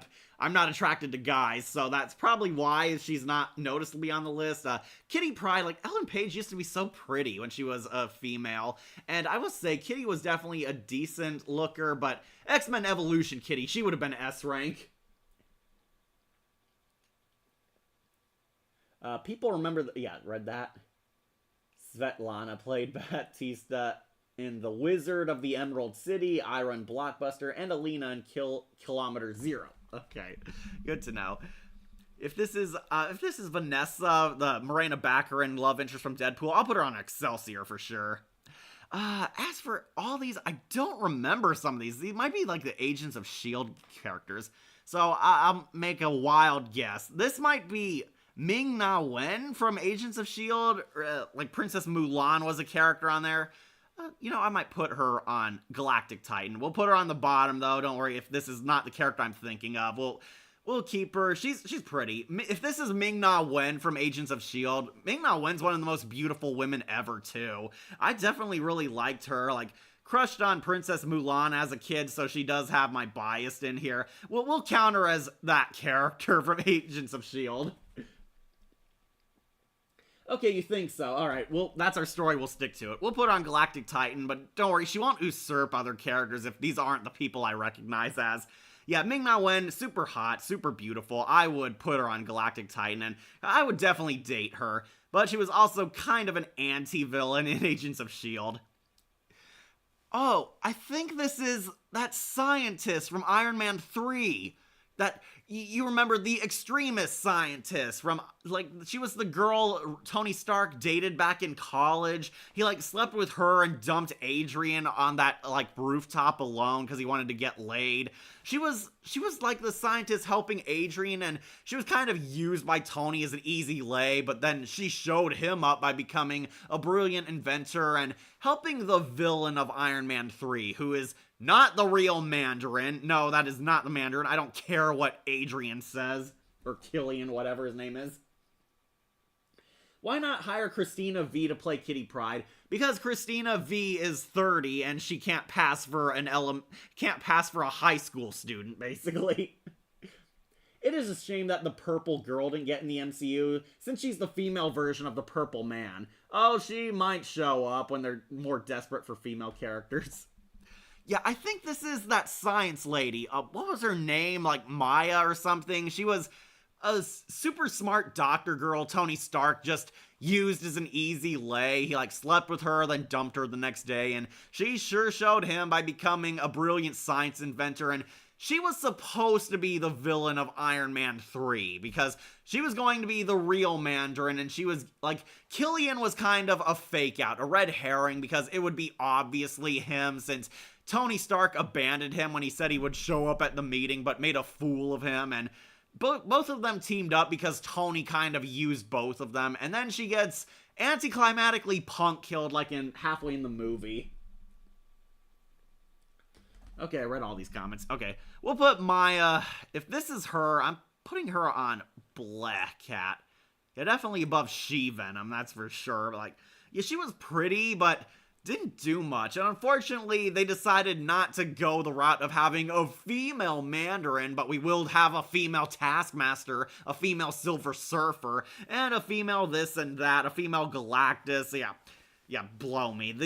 Iron Man 3 is a terrible movie, so it did not do her points. It's like, yeah, she's pretty, but I don't know, waifu material, pretty mediocre. Alright, so we're narrowing down the characters. I'm gonna go on my last restroom break, hopefully, so if anyone can help me identify these last three, please post in the comments section below. I'll be back in a few seconds.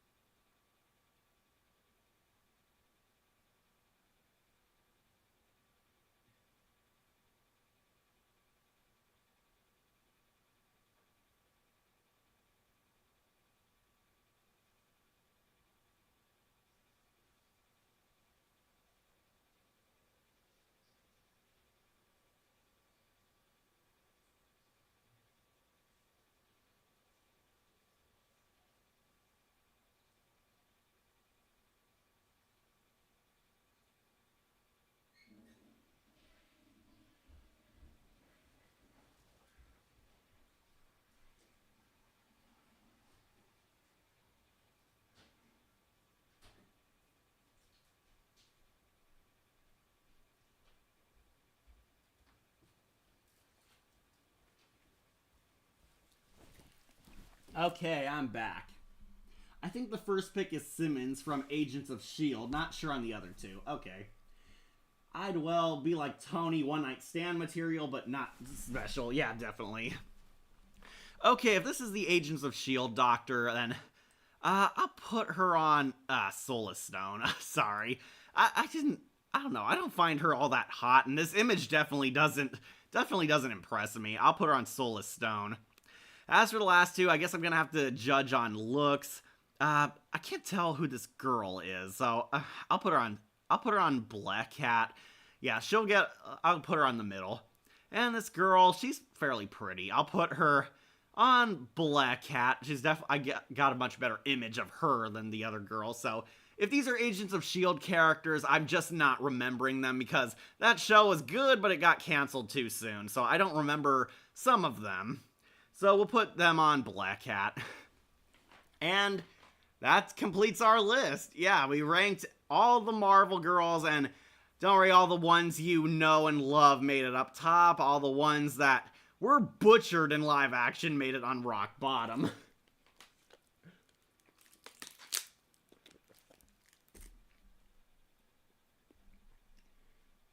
Yeah, it's not to the degree you're waifu, but I can be a sucker for the hot nerdy chicks. Oh, hey, Emily, welcome back. We're finally wrapping up. We ranked every woman on this list, and we'll go over it one more time in case you weren't here. Yeah, Marvel, as you can tell, a lot of Excelsiors and Galactic Titans. So a decent amount of Bled, the middling ones, and a small amount of of awful. All the girls you know who suck definitely made it here on rock bottom. So let me get water and we'll drink. We'll tell you the final results. Also, can Grey DeLisle be the purple girl for the MCU, since it could be cool to see Daphne Blake voice her? Yeah, I got no idea who the others are, sorry. That's alright, we talked about all the girls who mattered. She-Hulk is about on par with Velma from the HBO Max series. Yes, she is. This version of her sucks. If this was Cree Summers She-Hulk, or the Fantastic Four Rebecca Shoykett She-Hulk, or hell, even Eliza Dushku's She-Hulk, it would have been S-rank easy. But She-Hulk is the worst girl. Number one girl is Mystique, because I really loved her. Alright, so Gross Goblin, the F tier, the failures. She-Hulk, worst girl ever. Awkwafina, annoying. Captain Brie Larson, aka Captain Marvel, Carol Danvers, they ruined her, gross. Okoye, never found her hot. Valkyrie, pretty obnoxious and unlikable. Black Widow 2, did not like her. You'll never replace Scarlett Johansson. All these Eternal girls who are boring and forgettable, all down here. Shuri, Black Panther's sister, annoying. Agatha, annoying. Girl Loki, not interesting. They butchered Amora. The evil girl from the Dark Phoenix, boring. Darcy, annoying and obnoxious. Kat Dennings is beautiful in real life, along with most of these girls, but played the most obnoxious comic relief. Soulless Stone, we have Ghost, who was a plain Jane, Jane Foster, who is the plain Jane, both Betty Rosses, Liv Tyler, and Jennifer Connelly, because they're the most boring love interest in Marvel's movies. Black Panther's girlfriend, boring. The evil the Children of Thanos minion, she was pretty, but didn't do much. WandaVision, Elizabeth Olsen is super hot in real life, but her writing is what dropped her down low. Angelina Jolie and Selma Hayek, they're beautiful in real life, so they won a point over the other Eternals, but the same problem, they're boring. Simmons from Agents of S.H.I.E.L.D., that's who we think this is. She didn't do anything for me. I didn't find her all that attractive. And this is Jennifer Connelly, Betty Ross. Yeah, they're both boring. Soulless Stones are all the weaker love interests. These are who made it. Yes, exactly, Kat, exactly. What about Hot DCAU tier list? We did that one. That was last week, man. Black Cat. These are the mediocre ones. These Agents of S.H.I.E.L.D. characters who I don't recognize. I'm fairly certain this is, what's her name? The love interest from the Venom movies. The first Venom and Let There Be Carnage. The She-Venom one. Yeah, she's pretty, but I'm not sure it's her, so I'm putting her on Black Cat. This is the Doctor Tony Stark knocked up on Iron Man 3. She's not much of an interesting character. This might be Shadowcat. She's mid. Ancient One. Tilda Swanson is beautiful in real life, but I don't really see her as waifu material. I'll put her on Black Cat. Elektra. Jennifer Garner's Elektra made it. I know Emily might be upset. She made it to mediocre Black Cat. Jennifer Garner's hot, but this character was totally bastardized in her movies. She made it up higher because she got redeemed on Deadpool and Wolverine. Sharon Carter, I forgot she was a character. Mary Jane, Betty Brant, and Bryce Dallas Howard's Gwen Stacy. They're pretty, but all they are just pretty faces. Mantis wasn't attracted to her. Pepper wasn't attracted to her. Lady Deathstrike, Kelly Hu is attractive, but she doesn't have much persona. Rogue, I was very disappointed with how they used Rogue. Anna Paquin is also beautiful in real life, but they did not do her justice in the X-Men movies. I'm sorry. And Wasp, one of my favorite girls one of my favorite Marvel girls ever, and my Earth's Mightiest Heroes crush. She was not done justice, and they made her a plain Jane. I'll be honest, Evangelion Lily's actually hot in real life, but they did not show that in her films. They're all blah, the okay, the mediocre, not super waifu material, but I could see others giving them a try. Selma Hayek from Wild Wild West and From Dusk Till Dawn is always a guilty pleasure, but really Dr. Lovelace should have been played by Warwick Davis. Yeah, that would have been much better casting. Galactic Titan, finally in good best girl / waifu material. Galactic Titan, we have, I think, Ming-Na Wen from Agents of S.H.I.E.L.D., and I think this is Vanessa from the Deadpool movies. No, Vanessa's up here. No, this is another character. I'm sorry, I'm just misremembering. Yeah, she's hot. Ursa, very loving girl. Yeah, she actually made it on this list. Ursa, love her and love her cookies. Hela, pretty hot. Cate Blanchett was really killer in this. Gwen Stacy, played by Emma Stone. A lot of people love her. She almost makes it to Excelsior, but I think The Amazing Spider-Man 2 did not do her well. Lady Sif, very pretty, loved her in the Thor movies. Maria Hill, she's definitely hot. Colby Smulders is very beautiful, I just wish she did more. The two Japanese ladies from The Wolverine, they're hot, they kick ass. Who doesn't want sexy Japanese ladies? Sexy Aunt May, she made it on here because she is the definition of MILF. She is very beautiful. Marissa Tomei is very alluring. Zoe Kravitz is Angel Salvador. I love her, but that's because I thought she was hot in the first class, and I loved her as Catwoman, so yeah, a bit biased.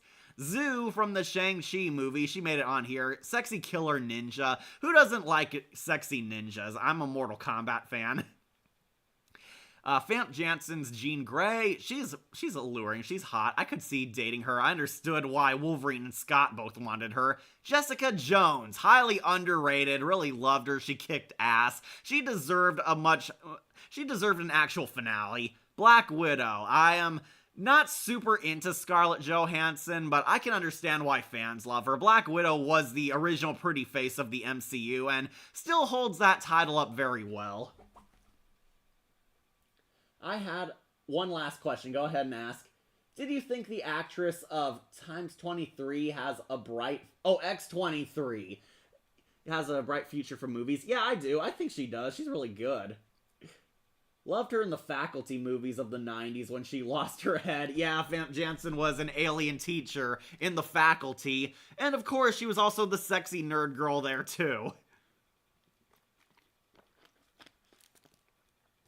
And up top, we have Excelsior. I hope you're listening, Emily, because Roxanne Simpson, played by Eva Mendes from the Ghost Rider movies, made it on here. It's like, of course, Eva Mendes is a goddess. She is so hot, and I definitely liked her in the Ghost Rider movies. Along with Emma Frost, really killer sexy hench girl. January Jones is hot in everything. Rosario Dawson's Night Nurse. Yeah, I know it's a bit biased, but Rosario Dawson is also one of the most pretty women alive. So yeah, Night Nurse made it up top. I believe this is Vanessa from the Deadpool movies. Who didn't love her? Like, she was she is hyper and energetic enough to keep up with Wade as this crazy fun-loving ganger. Love her, Vanessa. Definitely up top, Excelsior high. Psylocke! Don't worry, Bodhi, you could sleep well tonight. Psylocke is pretty hot. Olivia Munn brought her all to the character. Yeah, I do wish they did a lot more with her, but heck, she was actually faithful to the character, and Psylocke is waifu material and everything. Domino, loved Zazie Beetz. She is another pretty girl, very alluring. She's fun, too. Domino was the best part of Deadpool 2. And, of course, she makes it up top because they got her character down hard. Did he put Nebula is in the top 4? Sorry about that, guy. Top 4. Okay, you see her. Okay. Halle Berry Storm. I've had a crush on Halle Berry since a kitten. Loved her on Swordfish. Hint, hint, wink, wink, nudge, nudge. And she was much better as Storm than as Catwoman. Definitely put her Storm in Excelsior. Jessica Alba as Susan Storm. Yeah, Jessica Alba is so hot. She is still hot to this very day. Loved her as Susan Storm. The Fantastic Four movies are guilty pleasures. I know they're not exactly high art, but they're dumb fun, and her Invisible Woman definitely was a huge childhood crush. Nebula, underrated character, loved her, loved the gal playing her. I'm forgetting her name again, sorry, there's like 100 women on here. Nebula is definitely an Excelsior, along with her sister Gamora. The two are sexy alien assassins who kick butt and take names. Like, who doesn't love sexy alien assassins? They're definitely Excelsior. Peggy Carter, she made it on here because Haley Atwell is so beautiful. She's a classic beauty. She's an old school charm and charisma. Very prim and proper, but also not afraid to throw down. Loved her. I fully understand why Captain America decided to stay in the past with her. And our number 1 is Rebecca Romijn's Mystique, because she is a sex god. She is the best. She is so alluring. I would love her, love to kiss her, sleep with her, and even marry her. She is my number 1 Marvel waifu / best girl in live action. Love her, Mystique. She is the top girl for me. Alright, last comment. Yeah, you saw Nebula. I was talking about DCEU. The Snyderverse? The Snyderverse? I'm not sure I might do that. Like, at least people liked the DC animated one, and the Marvel movies actually have fans. But maybe I'll think about it. But right now, this completes our waifu list. So take one last snapshot, one last look in case you miss it, because it is pretty big and there's like 50 plus women on here. So thank you for joining us. I'm so glad you guys show up. I appreciate you. I even got Electro in for one of my friends. So very fun, very great stream. So I hope to see you all next time. Marvel's great, and it's got some of the greatest women of all time, as you can clearly see. So with that, that completes this video. Remember to like, comment, share, and subscribe, or just tune in for more videos posted here on Wolf Entertainment. I'm your host, Catastrophe, and I hope to see you all in the next verse. Take care, and Excelsior!